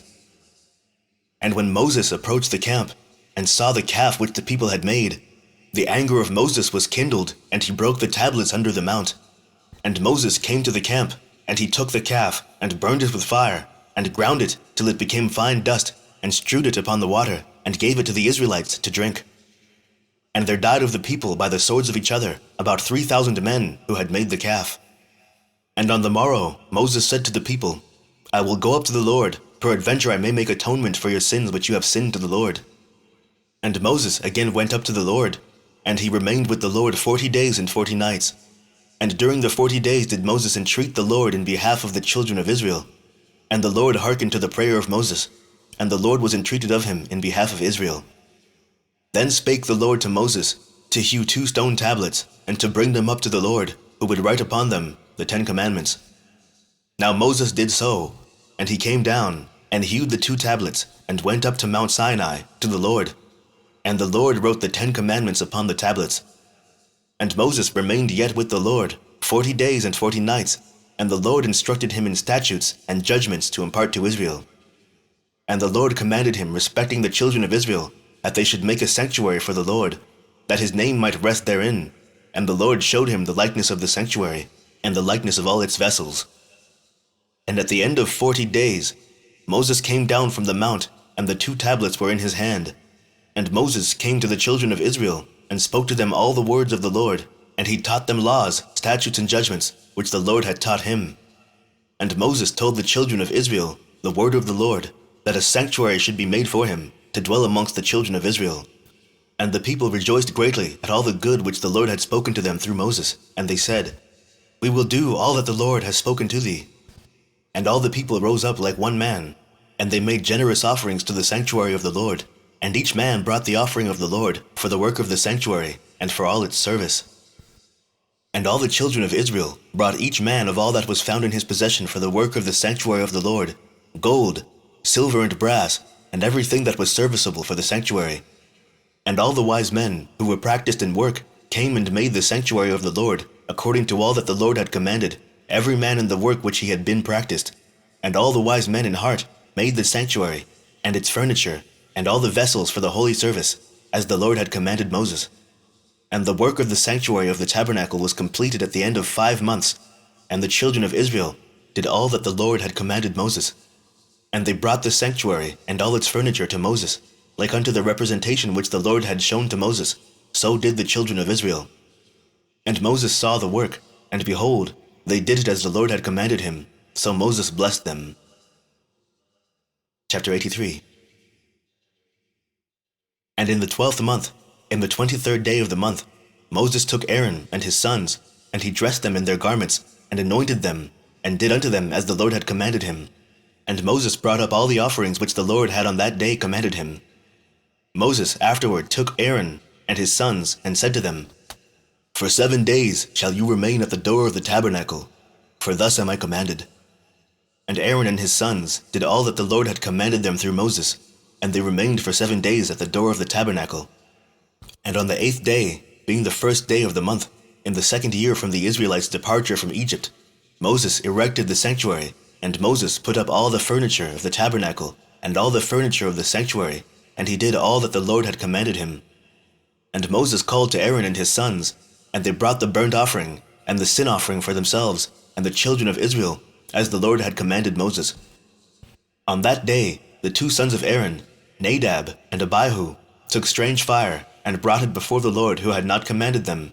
And the fire went forth from before the Lord, and consumed them, and they died before the Lord on that day. Then on the day when Moses had completed to erect the sanctuary, the princes of the children of Israel began to bring their offerings before the Lord for the dedication of the altar. And they brought up their offerings, each prince for 1 day, and a prince each day for 12 days. And all the offerings which they brought, each man in his day, 1 silver charger, weighing 130 shekels, 1 silver bowl of 20 shekels, after the shekel of the sanctuary, both of them full of fine flour, mingled with oil, for a meat offering. 1 spoon, weighing 10 shekels of gold, full of incense. 1 young bullock, 1 ram, 1 lamb of the first year for a burnt offering, and 1 kid of the goats for a sin offering. And for a sacrifice of peace offering, 2 oxen, 5 rams, 5 he-goats, 5 lambs of a year old. Thus did the 12 princes of Israel day by day, each man in his day. And it was after this, in the 13th day of the month, that Moses commanded the children of Israel to observe the Passover. And the children of Israel kept the Passover in its season in the 14th day of the month, as the Lord had commanded Moses, so did the children of Israel. And in the 2nd month, on the 1st day thereof, the Lord spoke unto Moses, saying, Number the heads of all the males of the children of Israel, from 20 years old and upward, thou and thy brother Aaron, and the 12 princes of Israel. And Moses did so. And Aaron came with the 12 princes of Israel, and they numbered the children of Israel in the wilderness of Sinai. And the numbers of the children of Israel by the houses of their fathers, from 20 years old and upward, were 603,550. But the children of Levi were not numbered amongst their brethren, the children of Israel. And the number of all the males of the children of Israel from 1 month old and upward was 22,273. And the number of the children of Levi from 1 month old and above was 22,000. And Moses placed the priests and the Levites, each man to his service and to his burden, to serve the sanctuary of the tabernacle, as the Lord had commanded Moses. And on the 20th day of the month, the cloud was taken away from the tabernacle of testimony. At that time, the children of Israel continued their journey from the wilderness of Sinai, and they took a journey of 3 days, and the cloud rested upon the wilderness of Paran. There the anger of the Lord was kindled against Israel, for they had provoked the Lord in asking him for meat, that they might eat. And the Lord hearkened to their voice, and gave them meat, which they ate for 1 month. But after this, the anger of the Lord was kindled against them, and he smote them with a great slaughter, and they were buried there in that place. And the children of Israel called that place Kibroth Hattaavah, because there they buried the people that lusted flesh. And they departed from Kibroth Hattaavah, and pitched in Hazeroth, which is in the wilderness of Paran. And whilst the children of Israel were in Hazeroth, the anger of the Lord was kindled against Miriam on account of Moses, and she became leprous, white as snow. And she was confined without the camp for 7 days, until she had been received again after her leprosy. The children of Israel afterward departed from Hazeroth, and pitched in the end of the wilderness of Paran. At that time the Lord spoke to Moses to send 12 men from the children of Israel, 1 man to a tribe, to go and explore the land of Canaan. And Moses sent the 12 men, and they came to the land of Canaan to search and examine it. And they explored the whole land, from the wilderness of Sin to Rechob, as thou comest to Kamoth. And at the end of 40 days they came to Moses and Aaron, and they brought him word, as it was in their hearts. And 10 of the men brought up an evil report to the children of Israel, of the land which they had explored, saying, It is better for us to return to Egypt than to go to this land, a land that consumes its inhabitants. But Joshua, the son of Nun, and Caleb, the son of Jephunneh, who were of those that explored the land, said, The land is exceedingly good. If the Lord delight in us, then he will bring us to this land and give it to us, for it is a land flowing with milk and honey. But the children of Israel would not hearken to them, and they hearkened to the words of the 10 men who had brought up an evil report of the land. And the Lord heard the murmurings of the children of Israel, and he was angry and swore, saying, Surely not 1 man of this wicked generation shall see the land from 20 years old and upward, excepting Caleb the son of Jephunneh, and Joshua the son of Nun. But surely this wicked generation shall perish in this wilderness, and their children shall come to the land, and they shall possess it. So the anger of the Lord was kindled against Israel, and he made them wander in the wilderness for 40 years, until the end of that wicked generation, for they did not follow the Lord. And the people dwelt in the wilderness of Paran a long time, and they afterward proceeded to the wilderness, by way of the Red Sea. Chapter 84. At that time, Korah, the son of Jasher, the son of Kehath, the son of Levi, took many men of the children of Israel, and they rose up and quarreled with Moses and Aaron and the whole congregation. And the Lord was angry with them, and the earth opened its mouth and swallowed them up, with their houses and all belonging to them, and all the men belonging to Korah. And after this, God made the people go round by the way of Mount Seir for a long time. At that time, the Lord said unto Moses, Provoke not a war against the children of Esau, for I will not give to you of anything belonging to them, as much as the sole of the foot could tread upon, for I have given Mount Seir for an inheritance to Esau. Therefore did the children of Esau fight against the children of Seir in former times, and the Lord had delivered the children of Seir into the hands of the children of Esau, and destroyed them from before them, and the children of Esau dwelt in their stead unto this day. Therefore the Lord said to the children of Israel, Fight not against the children of Esau your brethren, for nothing in their land belongs to you, but you may buy food of them for money and eat it, and you may buy water of them for money and drink it. And the children of Israel did according to the word of the Lord, and the children of Israel went about the wilderness, going round by the way of Mount Sinai for a long time, and touched not the children of Esau, and they continued in that district for 19 years. At that time died Latinus, king of the children of Kittim, in the 45th year of his reign, which is the 14th year of the children of Israel's departure from Egypt. And they buried him in his place, which he had built for himself in the land of Kittim, and Abimnus reigned in his place for 38 years. And the children of Israel passed the boundary of the children of Esau in those days at the end of 19 years, and they came and passed the road of the wilderness of Moab. And the Lord said to Moses, Besiege not Moab, and do not fight against them, for I will give you nothing of their land. And the children of Israel passed the road of the wilderness of Moab for 19 years, and they did not fight against them.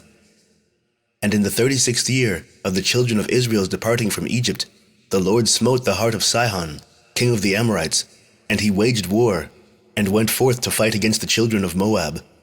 And Sihon sent messengers to Beor, the son of Janeas, the son of Balaam, counselor to the king of Egypt, and to Balaam his son, to curse Moab, in order that he might be delivered into the hand of Sihon.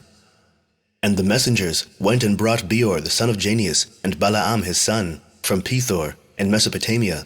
So Beor and Balaam his son came to the city of Sihon, and they cursed Moab and their king in the presence of Sihon, king of the Amorites.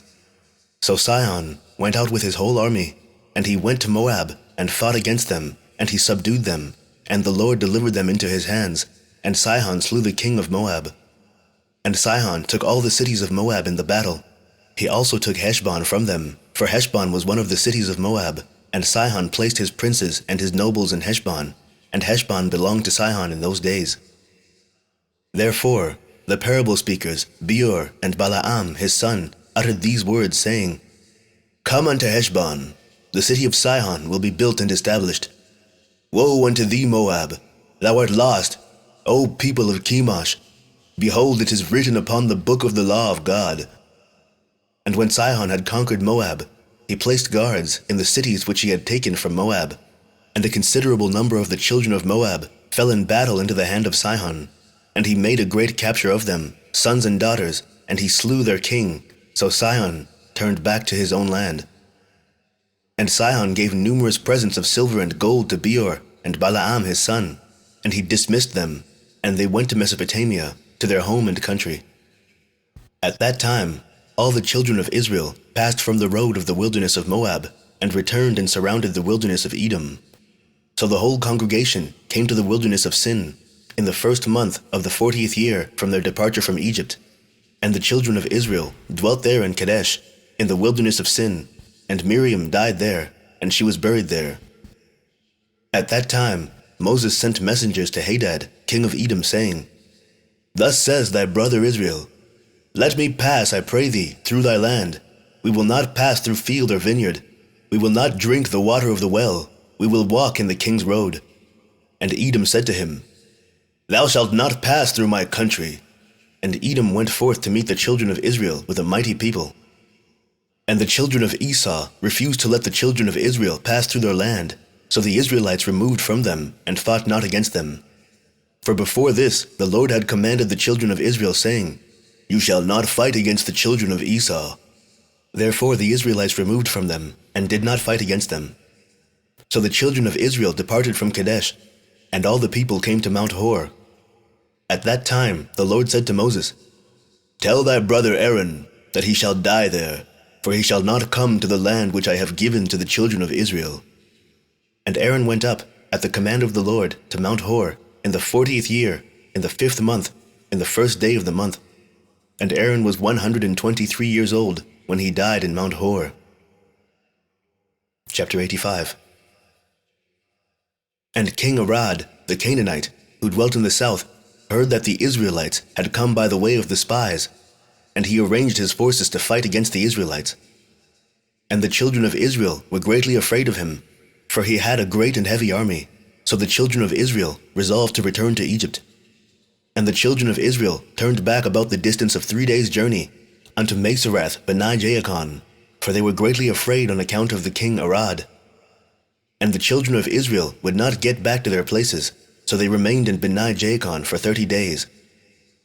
When the children of Levi saw that the children of Israel would not turn back, they were jealous for the sake of the Lord, and they rose up and fought against the Israelites, their brethren, and slew of them a great body, and forced them to turn back to their place, Mount Hor. And when they returned, King Arad was still arranging his host for battle against the Israelites. And Israel vowed a vow, saying, If thou wilt deliver this people into my hand, then I will utterly destroy their cities. And the Lord hearkened to the voice of Israel, and he delivered the Canaanites into their hand, and he utterly destroyed them and their cities, and he called the name of the place Hormah. And the children of Israel journeyed from Mount Hor, and pitched in Oboth. And they journeyed from Oboth, and they pitched at Aye Abarim, in the border of Moab. And the children of Israel sent to Moab, saying, Let us pass now through thy land in our place. But the children of Moab would not suffer the children of Israel to pass through their land. For the children of Moab were greatly afraid lest the children of Israel should do unto them as Sihon, king of the Amorites, had done to them, who had taken their land, and had slain many of them. Therefore Moab would not suffer the Israelites to pass through his land. And the Lord commanded the children of Israel, saying that they should not fight against Moab. So the Israelites removed from Moab. And the children of Israel journeyed from the border of Moab, and they came to the other side of Arnon, the border of Moab, between Moab and the Amorites. And they pitched in the border of Sihon, king of the Amorites, in the wilderness of Kedemoth. And the children of Israel sent messengers to Sihon, king of the Amorites, saying, Let us pass through thy land. We will not turn into the fields or into the vineyards. We will go along by the king's highway, until we shall have passed thy border. But Sihon would not suffer the Israelites to pass. So Sihon collected all the people of the Amorites, and went forth into the wilderness to meet the children of Israel, and he fought against Israel in Jahaz. And the Lord delivered Sihon, king of the Amorites, into the hand of the children of Israel, and Israel smote all the people of Sihon with the edge of the sword, and avenged the cause of Moab. And the children of Israel took possession of the land of Sihon, from Aram unto Jabbok, unto the children of Ammon, and they took all the spoil of the cities. And Israel took all these cities, and Israel dwelt in all the cities of the Amorites. And all the children of Israel resolved to fight against the children of Ammon, to take their land also. So the Lord said to the children of Israel, Do not besiege the children of Ammon, neither stir up battle against them, for I will give nothing to you of their land. And the children of Israel hearkened to the word of the Lord, and did not fight against the children of Ammon. And the children of Israel turned and went up by the way of Bashan to the land of Og, king of Bashan. And Og, the king of Bashan, went out to meet the Israelites in battle, and he had with him many valiant men, and a very strong force from the people of the Amorites. And Og, king of Bashan, was a very powerful man, but Naoran, his son, was exceedingly powerful, even stronger than he was. And Og said in his heart, Behold, now the whole camp of Israel takes up a space of 3 parsa. Now will I smite them at once without sword or spear. And Og went up to Mount Jahaz, and took therefrom one large stone, the length of which was 3 parsa, and he placed it on his head, and resolved to throw it upon the camp of the children of Israel, to smite all the Israelites with that stone. And the angel of the Lord came and pierced the stone upon the head of Og, and the stone fell upon the neck of Og, that Og fell to the earth on account of the weight of the stone upon his neck.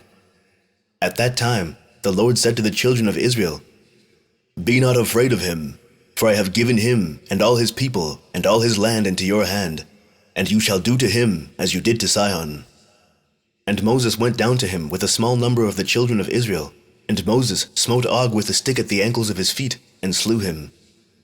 The children of Israel afterward pursued the children of Og and all his people, and they beat and destroyed them, till there was no remnant left of them.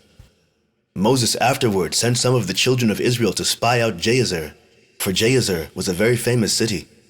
And the spies went to Jasher and explored it, and the spies trusted in the Lord, and they fought against the men of Jasher. And these men took Jasher and its villages, and the Lord delivered them into their hand, and they drove out the Amorites who had been there. And the children of Israel took the land of the 2 kings of the Amorites, 60 cities which were on the other side of Jordan, from the brook of Arnon unto Mount Hermon.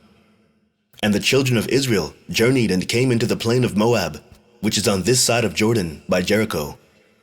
And the children of Moab heard all the evil which the children of Israel had done to the 2 kings of the Amorites, to Sihon and Og. So all the men of Moab were greatly afraid of the Israelites. And the elders of Moab said, Behold, the 2 kings of the Amorites, Sihon and Og, who were more powerful than all the kings of the earth, could not stand against the children of Israel. How then can we stand before them?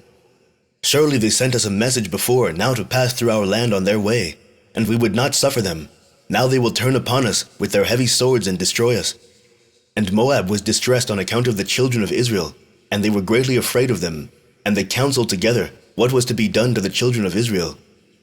And the elders of Moab resolved, and took one of their men, Balak, the son of Zippor, the Moabite, and made him king over them at that time, and Balak was a very wise man.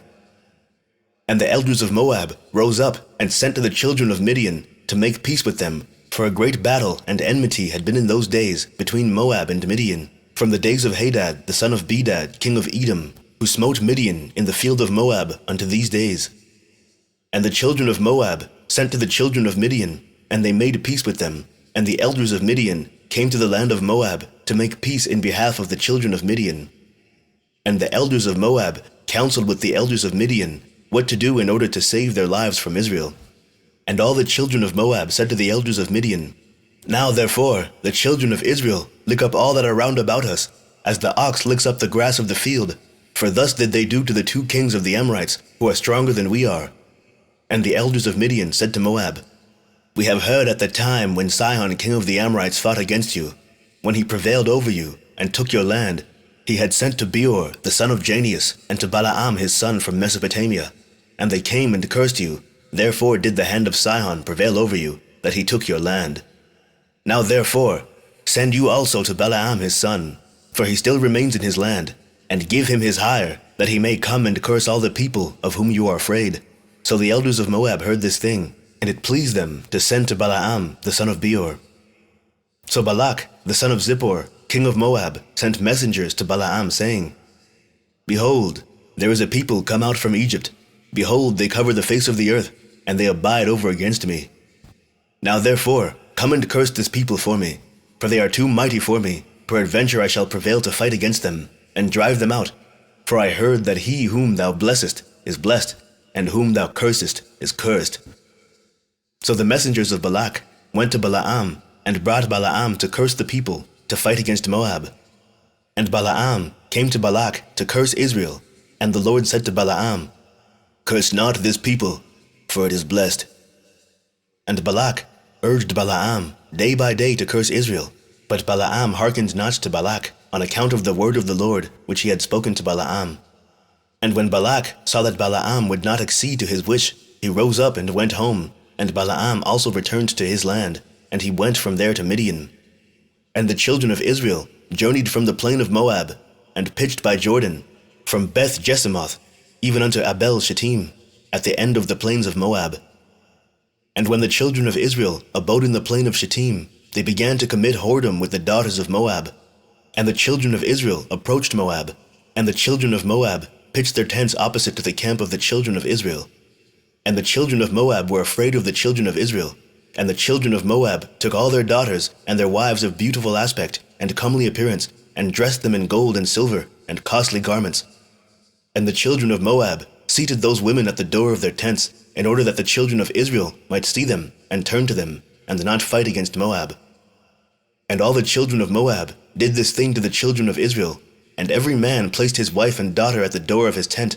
And all the children of Israel saw the act of the children of Moab, and the children of Israel turned to the daughters of Moab, and coveted them, and they went to them.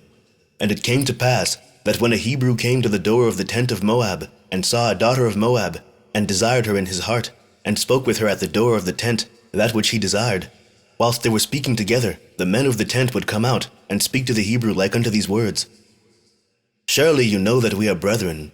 We are all the descendants of Lot, and the descendants of Abraham his brother. Wherefore then will you not remain with us? And wherefore will you not eat our bread and our sacrifice? And when the children of Moab had thus overwhelmed him with their speeches, and enticed him by their flattering words, they seated him in the tent, and cooked and sacrificed for him, and he ate of their sacrifice and of their bread. Then they gave him wine, and he drank, and became intoxicated. And they placed before him a beautiful damsel, and he did with her as he liked, for he knew not what he was doing, as he had drunk plentifully of wine. Thus did the children of Moab to Israel in that place, in the plain of Shittim.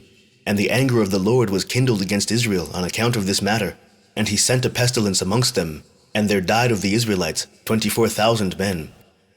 Now there was a man of the children of Simeon, whose name was Zimri, the son of Salu, who connected himself with the Midianite Cosbi, the daughter of Zur, king of Midian, in the sight of all the children of Israel. And Phinehas, the son of Eleazar, the son of Aaron the priest, saw this wicked thing which Zimri had done, and he took a spear, and rose up and went after them, and pierced them both, and slew them, and the pestilence ceased from the children of Israel. Chapter 86.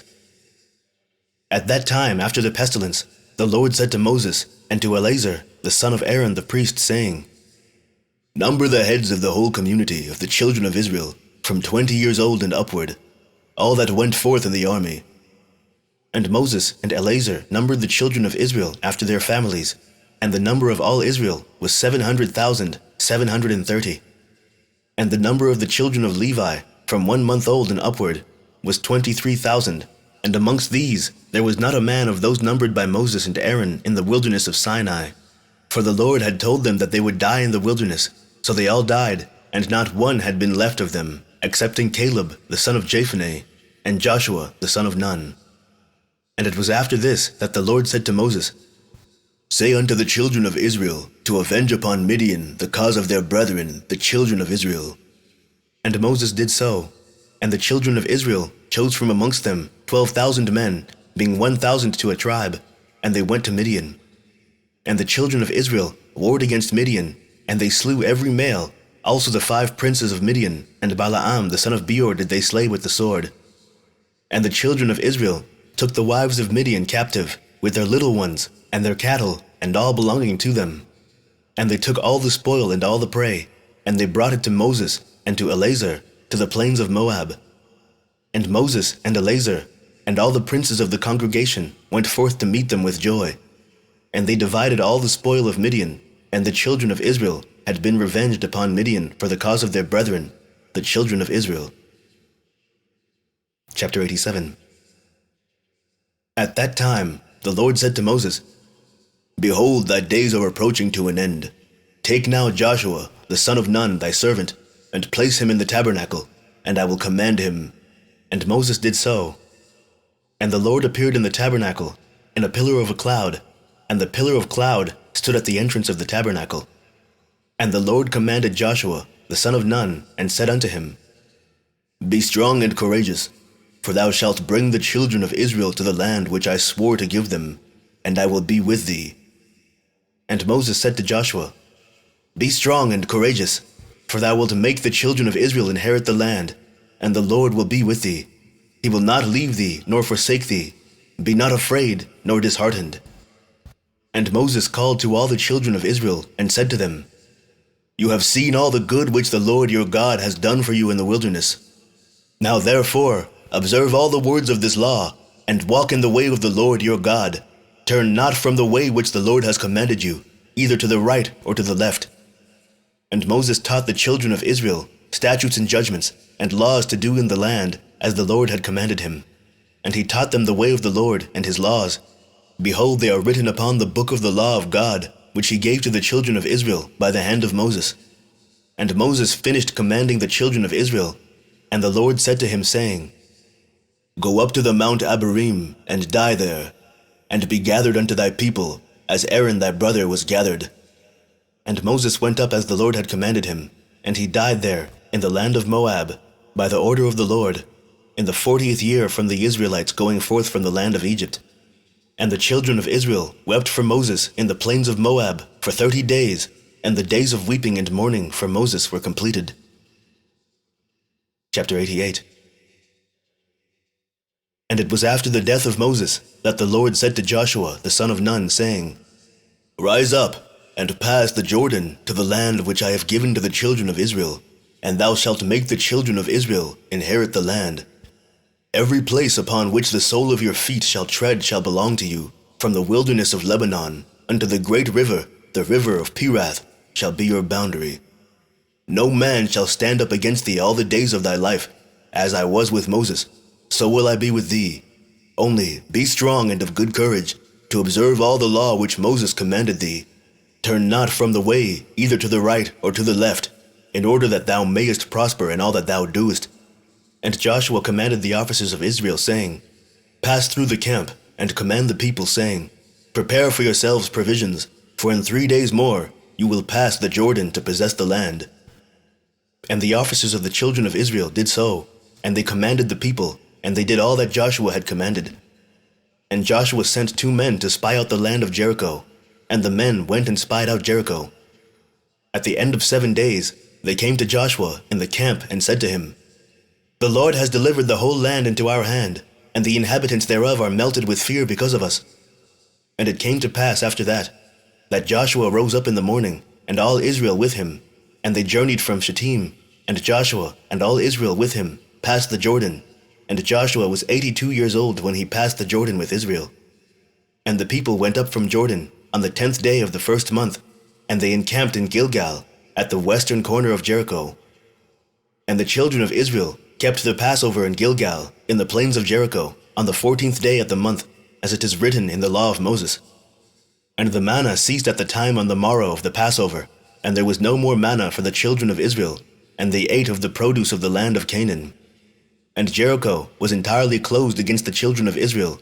No one came out or went in. And it was in the 2nd month, on the 1st day of the month, that the Lord said to Joshua, Rise up, behold, I have given Jericho into thy hand, with all the people thereof. And your fighting men shall go round the city, once each day. Thus shall you do for 6 days. And the priests shall blow upon trumpets, and when you shall hear the sound of the trumpet, all the people shall give a great shouting, that the walls of the city shall fall down.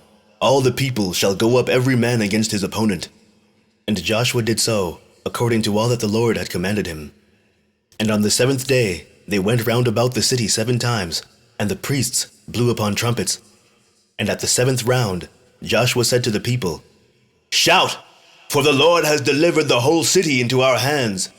Only the city and all that it contains shall be accursed to the Lord, and keep yourselves from the accursed thing, lest you make the camp of Israel accursed and trouble it. But all the silver and gold and brass and iron shall be consecrated to the Lord. They shall come into the treasury of the Lord. And all the people blew upon trumpets, and made a great shouting, and the walls of Jericho fell down, and all the people went up, every man straight before him. And they took the city, and utterly destroyed all that was in it, both man and woman, young and old, ox and sheep and ass, with the edge of the sword. And they burned the whole city with fire. Only vessels of silver and gold and brass and iron they put into the treasury of the Lord. And Joshua swore at that time, saying, Cursed be the man who builds Jericho. He shall lay the foundation thereof in his firstborn, and in his youngest son shall he set up the gates thereof. And Achan, the son of Carmi, the son of Zabdi, the son of Zerah, son of Judah, dealt treacherously in the accursed thing, and he took of the accursed thing, and hid it in the tent, and the anger of the Lord was kindled against Israel. And it was after this, when the children of Israel had returned from burning Jericho, Joshua sent men to spy out also Ai, and to fight against it. And the men went up, and spied out Ai, and they returned and said, Let not all the people go up with thee to Ai, only let about 3,000 men go up and smite the city, for the men thereof are but few. And Joshua did so, and there went up with him of the children of Israel about 3,000 men, and they fought against the men of Ai. And the battle was severe against Israel, and the men of Ai smote 36 men of Israel, and the children of Israel fled from before the men of Ai. And when Joshua saw this thing, he tore his garments, and fell upon his face to the ground before the Lord, he with the elders of Israel, and they put dust upon their heads. And Joshua said, Why, O Lord, didst thou bring this people over the Jordan? What shall I say after the Israelites have turned their backs against their enemies? Now therefore, all the Canaanites, inhabitants of the land, will hear this thing, and surround us, and cut off our name. And the Lord said to Joshua, Why dost thou fall upon thy face? Rise, get thee off, for the Israelites have sinned, and taken of the accursed thing. I will no more be with them, unless they destroy the accursed thing from amongst them. And Joshua rose up, and assembled the people, and brought the Urim by the order of the Lord, and the tribe of Judah was taken, and Achan the son of Carmi was taken. And Joshua said to Achan, Tell me, my son, what hast thou done? And Achan said, I saw amongst the spoil of a goodly garment of Shinar, and 200 shekels of silver, and a wedge of gold of 50 shekels weight. I coveted them, and took them, and behold, they are all hid in the earth in the midst of the tent. And Joshua sent men, who went and took them from the tent of Achan, and they brought them to Joshua. And Joshua took Achan, and these utensils, and his sons and daughters, and all belonging to him, and they brought them into the valley of Achor. And Joshua burned them there with fire, and all the Israelites stoned Achan with stones, and they raised over him a heap of stones.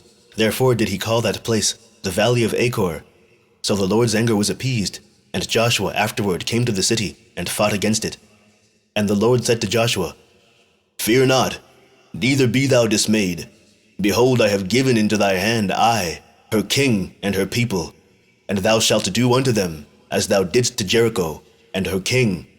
Only the spoil thereof and the cattle thereof shall you take for a prey for yourselves. Lay an ambush for the city behind it.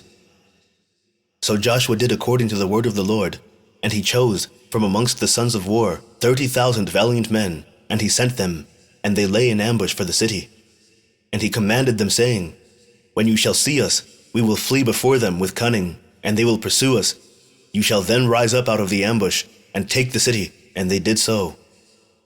And Joshua fought, and the men of the city went out toward Israel, not knowing that they were lying in ambush for them behind the city. And Joshua and all the Israelites feigned themselves wearied out before them, and they fled by the way of the wilderness with cunning. And the men of Ai gathered all the people who were in the city to pursue the Israelites, and they went out and were drawn away from the city. Not one remained, and they left the city open and pursued the Israelites. And those who were lying in ambush rose up out of their places and hastened to come to the city, and took it and set it on fire. And the men of Ai turned back, and behold, the smoke of the city ascended to the skies, and they had no means of retreating, either one way or the other. And all the men of Ai were in the midst of Israel, some on this side and some on that side, and they smote them, so that not one of them remained. And the children of Israel took Milosh, king of Ai, alive, and they brought him to Joshua, and Joshua hanged him on a tree, and he died. And the children of Israel returned to the city after having burned it, and they smote all those that were in it with the edge of the sword. And the number of those that had fallen of the men of Ai, both man and woman, was 12,000. Only the cattle and the spoil of the city they took to themselves, according to the word of the Lord to Joshua. And all the kings on this side Jordan, all the kings of Canaan, heard of the evil which the children of Israel had done to Jericho and to Ai, and they gathered themselves together to fight against Israel. Only the inhabitants of Gibeon were greatly afraid of fighting against the Israelites, lest they should perish. So they acted cunningly, and they came to Joshua and to all Israel, and said unto them, We have come from a distant land. Now therefore, make a covenant with us.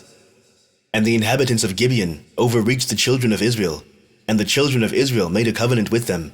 And they made peace with them. And the princes of the congregation swore unto them.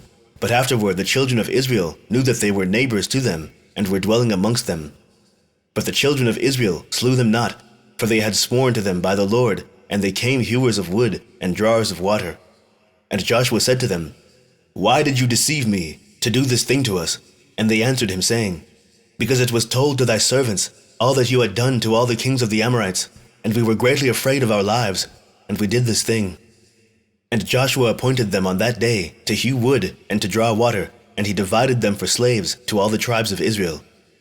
And when Adonizedek, king of Jerusalem, heard all that the children of Israel had done to Jericho and to Ai, he sent to Hoham, king of Hebron, and to Piram, king at Jarmuth, and to Japhiah, king of Lachish, and to Deber, king of Eglon, saying, Come up to me and help me, that we may smite the children of Israel and the inhabitants of Gibeon, who have made peace with the children of Israel. And they gathered themselves together, and the 5 kings of the Amorites went up with all their camps, a mighty people, numerous as the sand of the seashore. And all these kings came and encamped before Gibeon, and they began to fight against the inhabitants of Gibeon. And all the men of Gibeon sent to Joshua, saying, Come up quickly to us, and help us, for all the kings of the Amorites have gathered together to fight against us. And Joshua and all the fighting people went up from Gilgal, and Joshua came suddenly to them, and smote these 5 kings with a great slaughter. And the Lord confounded them before the children of Israel, who smote them with a terrible slaughter in Gibeon, and pursued them along the way that goes up to Beth-horon, unto Makkedah, and they fled from before the children of Israel. And whilst they were fleeing, the Lord sent upon them hailstones from heaven, and more of them died by the hailstones than by the slaughter of the children of Israel. And the children of Israel pursued them, and they still smote them in the road, going on and smiting them. And when they were smiting, the day was declining toward evening, and Joshua said in the sight of all the people, Sun, stand thou still upon Gibeon, and thou moon in the valley of Ajalon, until the nation shall have revenged itself upon its enemies. And the Lord hearkened to the voice of Joshua, and the sun stood still in the midst of the heavens, and it stood still 36 moments, and the moon also stood still, and hastened not to go down a whole day. And there was no day like that, before it or after it, that the Lord hearkened to the voice of a man, for the Lord fought for Israel. Chapter 89. Then spoke Joshua this song, on the day that the Lord had given the Amorites into the hand of Joshua and the children of Israel, and he said in the sight of all Israel, Thou hast done mighty things, O Lord. Thou hast performed great deeds. Who is like unto thee? My lips shall sing to thy name. My goodness and my fortress, my high tower, I will sing a new song unto thee. With thanksgiving will I sing to thee. Thou art the strength of my salvation. All the kings of the earth shall praise thee. The princes of the world shall sing to thee. The children of Israel shall rejoice in thy salvation. They shall sing and praise thy power. To thee, O Lord, did we confide. We said, Thou art our God, for thou wast our shelter and strong tower against our enemies. To thee we cried, and were not ashamed. In thee we trusted, and were delivered. When we cried unto thee, thou didst hear our voice. Thou didst deliver our souls from the sword. Thou didst show unto us thy grace. Thou didst give unto us thy salvation. Thou didst rejoice our hearts with thy strength. Thou didst go forth for our salvation. With thine arm thou didst redeem thy people. Thou didst answer us from the heavens of thy holiness. Thou didst save us from 10,000s of people. The sun and moon stood still in heaven, and thou didst stand in thy wrath against our oppressors, and didst command thy judgments over them. All the princes of the earth stood up. The kings of the nations had gathered themselves together. They were not moved at thy presence. They desired thy battles. Thou didst rise against them in thine anger, and didst bring down thy wrath upon them. Thou didst destroy them in thine anger, and cut them off in thine heart. Nations have been consumed with thy fury. Kingdoms have declined because of thy wrath. Thou didst wound kings in the day of thine anger. Thou didst pour out thy fury upon them. Thy wrathful anger took hold of them. Thou didst turn their iniquity upon them, and didst cut them off in their wickedness. They did spread a trap. They fell therein. In the net they hid. Their foot was caught. Thine hand was ready for all thine enemies, who said, through their sword they possessed the land, through their arm they dwelt in the city. Thou didst fill their faces with shame. Thou didst bring their horns down to the ground. Thou didst terrify them in thy wrath, and didst destroy them in thine anger. The earth trembled and shook at the sound of thy storm over them. Thou didst not withhold their souls from death, and didst bring down their lives to the grave. Thou didst pursue them in thy storm. Thou didst consume them in thy whirlwind. Thou didst turn their rain into hail. They fell in deep pits, so they could not rise. Their carcasses were like rubbish, cast out in the middle of the streets. They were consumed and destroyed in thine anger. Thou didst save thy people with thy might. Therefore our hearts rejoice in thee. Our souls exult in thy salvation. Our tongues shall relate thy might. We will sing and praise thy wondrous works. For thou didst save us from our enemies. Thou didst deliver us from those who rose up against us. Thou didst destroy them from before us, and depress them beneath our feet. Thus shall all thine enemies perish, O Lord, and the wicked shall be like chaff driven by the wind, and thy beloved shall be like trees planted by the waters. So Joshua and all Israel with him returned to the camp in Gilgal, after having smitten all the kings, so that not a remnant was left of them. And the 5 kings fled alone on foot from battle, and hid themselves in a cave. And Joshua sought for them in the field of battle, and did not find them. And it was afterward told to Joshua, saying, The kings are found, and behold, they are hidden in a cave. And Joshua said, Appoint men to be at the mouth of the cave to guard them, lest they take themselves away. And the children of Israel did so. And Joshua called to all Israel, and said to the officers of battle, Place your feet upon the necks of these kings. And Joshua said, So shall the Lord do to all your enemies. And Joshua commanded afterward that they should slay the kings, and cast them into the cave, and to put great stones at the mouth of the cave. And Joshua went afterward with all the people that were with him on that day to Makkedah, and he smote it with the edge of the sword. And he utterly destroyed the souls, and all belonging to the city, and he did to the king and the people thereof as he had done to Jericho. And he passed from there to Libnah, and he fought against it, and the Lord delivered it into his hand. And Joshua smote it with the edge of the sword, and all the souls thereof, and he did to it, and to the king thereof, as he had done to Jericho. And from there he passed on to Lachish to fight against it, and Horam, king of Gaza, went up to assist the men of Lachish, and Joshua smote him and his people until there was none left to him. And Joshua took Lachish, and all the people thereof, and he did to it, as he had done to Libnah. And Joshua passed from there to Eglon, and he took that also, and he smote it, and all the people thereof with the edge of the sword. And from there he passed to Hebron, and fought against it, and took it, and utterly destroyed it. And he returned from there with all Israel to Debir, and fought against it, and smote it with the edge of the sword. And he destroyed every soul in it, he left none remaining, and he did to it, and the king thereof, as he had done to Jericho. And Joshua smote all the kings of the Amorites, from Kadesh Barnea unto Azah, and he took their country at once, for the Lord had fought for Israel. And Joshua, with all Israel, came to the camp to Gilgal. When at that time Jabin, king of Chazor, heard all that Joshua had done to the kings of the Amorites, Jabin sent to Jobat, king of Midian, and to Laban, king of Shimron, and to Jephal, king of Akshaph, and to all the kings of the Amorites, saying, Come quickly to us and help us, that we may smite the children of Israel before they come upon us, and do unto us as they have done to the other kings of the Amorites. And all these kings hearkened to the words of Jabin, king of Chazor, and they went forth with all their camps, 17 kings, and all their people were as numerous as the sand on the seashore, together with horses and chariots innumerable. And they came and pitched together at the waters of Merom, and they were met together to fight against Israel. And the Lord said to Joshua, Fear them not, for tomorrow, about this time, I will deliver them up all slain before you. Thou shalt hock their horses, and burn their chariots with fire. And Joshua, with all the men of war, came suddenly upon them, and smote them, and they fell into their hands, for the Lord had delivered them into the hands of the children of Israel.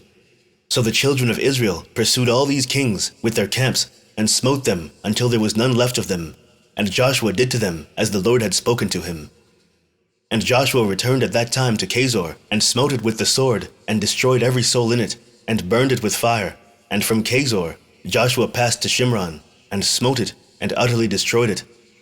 From there he passed to Akshaph, and he did to it as he had done to Shimron. From there he passed to Adullam, and he smote all the people in it, and he did to Adullam as he had done to Akshaph and to Shimron. And he passed from them to all the cities of the kings which he had smitten, and he smote all the people that were left of them, and he utterly destroyed them. Only their booty and cattle the Israelites took to themselves as a prey, but every human being they smote, they suffered not a soul to live. As the Lord had commanded Moses, so did Joshua and all Israel. They failed not in anything.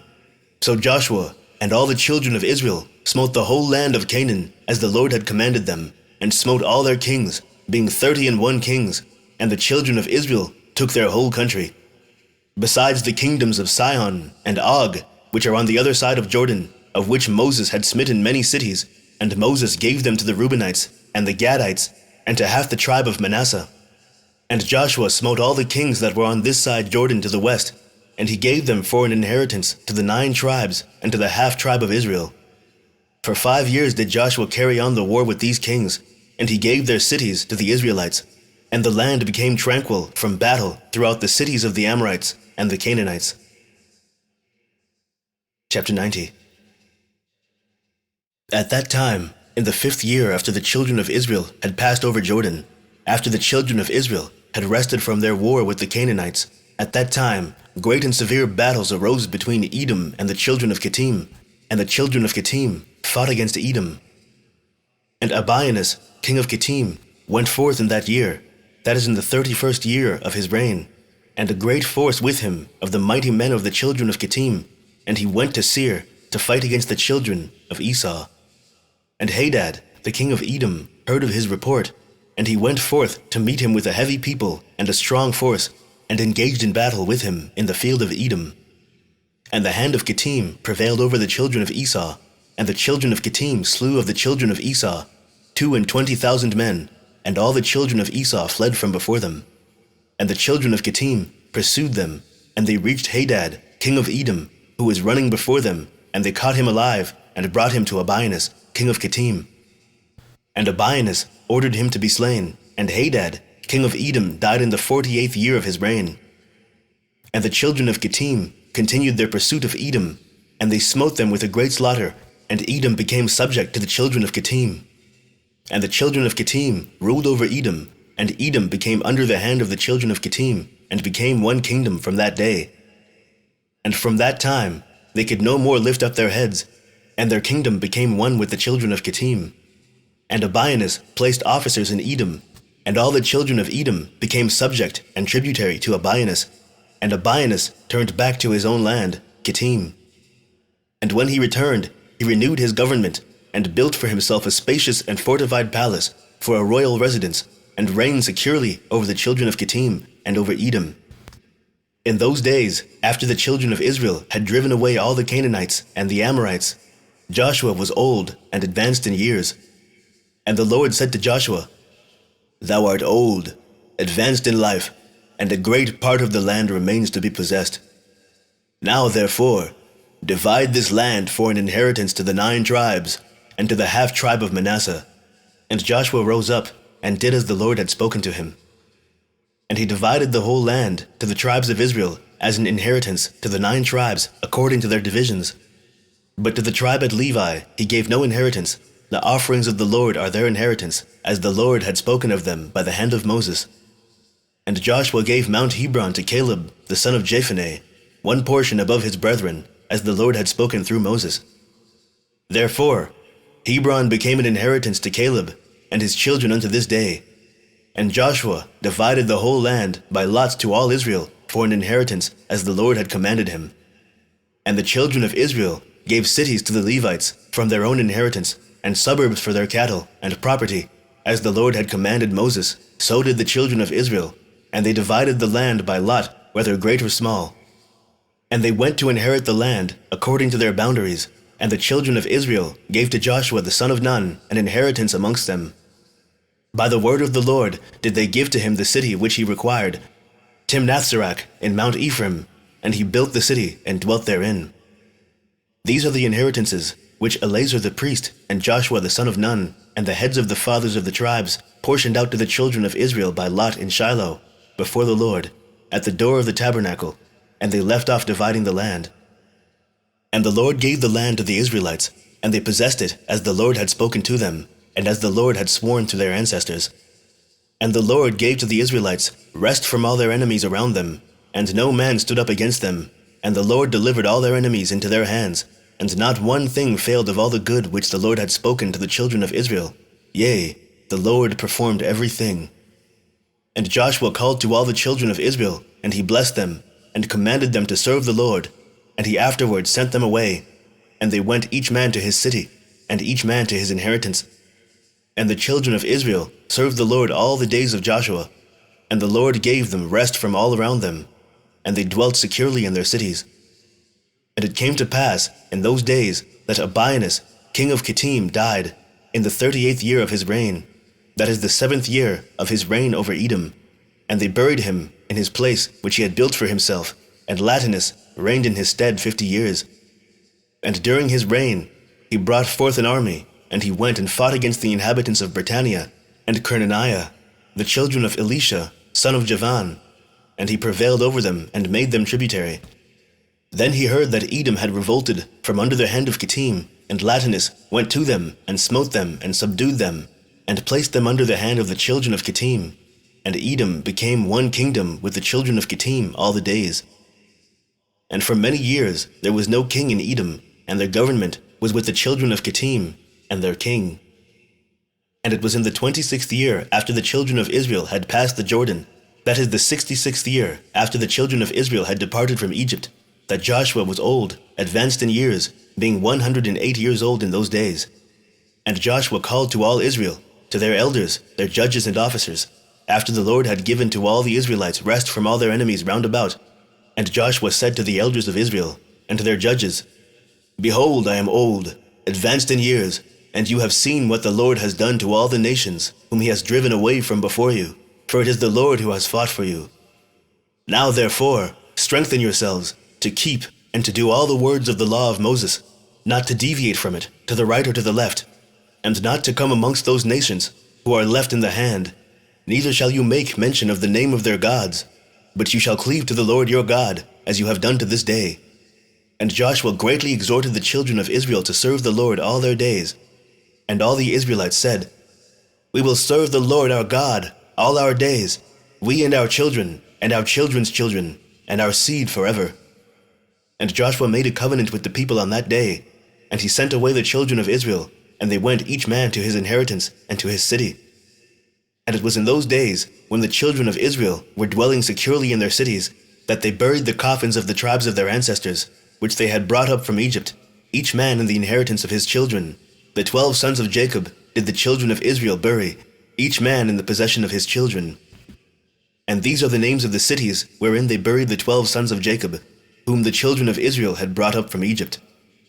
And they buried Reuben and Gad on this side Jordan, in Ramiah, which Moses had given to their children. And Simeon and Levi they buried in the city of Mauda, which he had given to the children of Simeon, and the suburb of the city was for the children of Levi. And Judah they buried in the city of Benjamin, opposite Bethlehem. And the bones of Issachar and Zebulun they buried in Zidon, in the portion which fell to their children.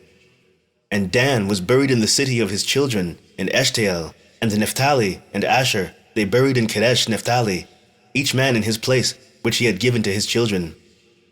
And the bones of Joseph they buried in Shechem, in the part of the field which Jacob had purchased from Hamor, and which became to Joseph for an inheritance. And they buried Benjamin in Jerusalem, opposite the Jebusite, which was given to the children of Benjamin. The children of Israel buried their fathers, each man in the city of his children. And at the end of 2 years, Joshua, the son of Nun, died, 110 years old, and the time which Joshua judged Israel was 28 years, and Israel served the Lord all the days of his life. And the other affairs of Joshua, and his battles, and his reproofs, with which he reproved Israel, and all which he had commanded them, and the names of the cities which the children of Israel possessed in his days, behold, they are written in the book of the words of Joshua to the children of Israel, and in the book of the wars of the Lord, which Moses and Joshua, the children of Israel, had written.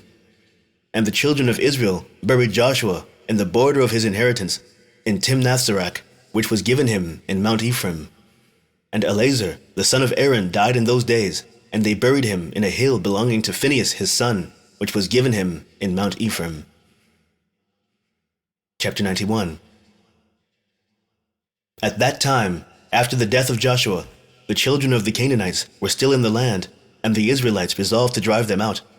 And the children of Israel asked the Lord, saying, Who shall go up for us to the Canaanites to fight against them? And the Lord said, Judah shall go up. And the children of Judah said to Simeon, Go up with us into our lot, and we will fight against the Canaanites, and we likewise will go up with you in your lot. So the children of Simeon went with the children of Judah. And the children of Judah went up and fought against the Canaanites. So the Lord delivered the Canaanites into the hands of the children of Judah, and they smote them in Bezek, 10,000 men. And they fought with Adonibezek in Bezek, and he fled from before them, and they pursued him and caught him, and they took hold of him and cut off his thumbs and great toes. And Adonibezek said, 70 kings, having their thumbs and great toes cut off, gathered their meat under my table. As I have done, so God has requited me. And they brought him to Jerusalem, and he died there. And the children of Simeon went with the children of Judah, and they smote the Canaanites with the edge of the sword. And the Lord was with the children of Judah, and they possessed the mountain, and the children of Joseph went up to Bethel, the same as Luz, and the Lord was with them. And the children of Joseph spied out Bethel, and the watchmen saw a man going forth from the city, and they caught him and said unto him, Show us now the entrance of the city, and we will show kindness to thee. And that man showed them the entrance of the city, and the children of Joseph came and smote the city with the edge of the sword. And the man with his family they sent away, and he went to the Hittites, and he built a city, and he called the name thereof Luz. So all the Israelites dwelt in their cities, and the children at Israel dwelt in their cities, and the children of Israel served the Lord all the days of Joshua, and all the days of the elders, who had lengthened their days after Joshua, and saw the great work of the Lord, which he had performed for Israel. And the elders judged Israel after the death of Joshua for 17 years. And all the elders also fought the battles of Israel against the Canaanites, and the Lord drove the Canaanites from before the children of Israel, in order to place the Israelites in their land. And he accomplished all the words which he had spoken to Abraham, Isaac, and Jacob, and the oath which he had sworn, to give to them and to their children the land of the Canaanites. And the Lord gave to the children of Israel the whole land of Canaan, as he had sworn to their ancestors. And the Lord gave them rest from those around them, and the children of Israel dwelt securely in their cities. Blessed be the Lord forever. Amen and Amen. Strengthen yourselves, and let the hearts of all of you that trust in the Lord be of good courage. The end of the book of Jasher.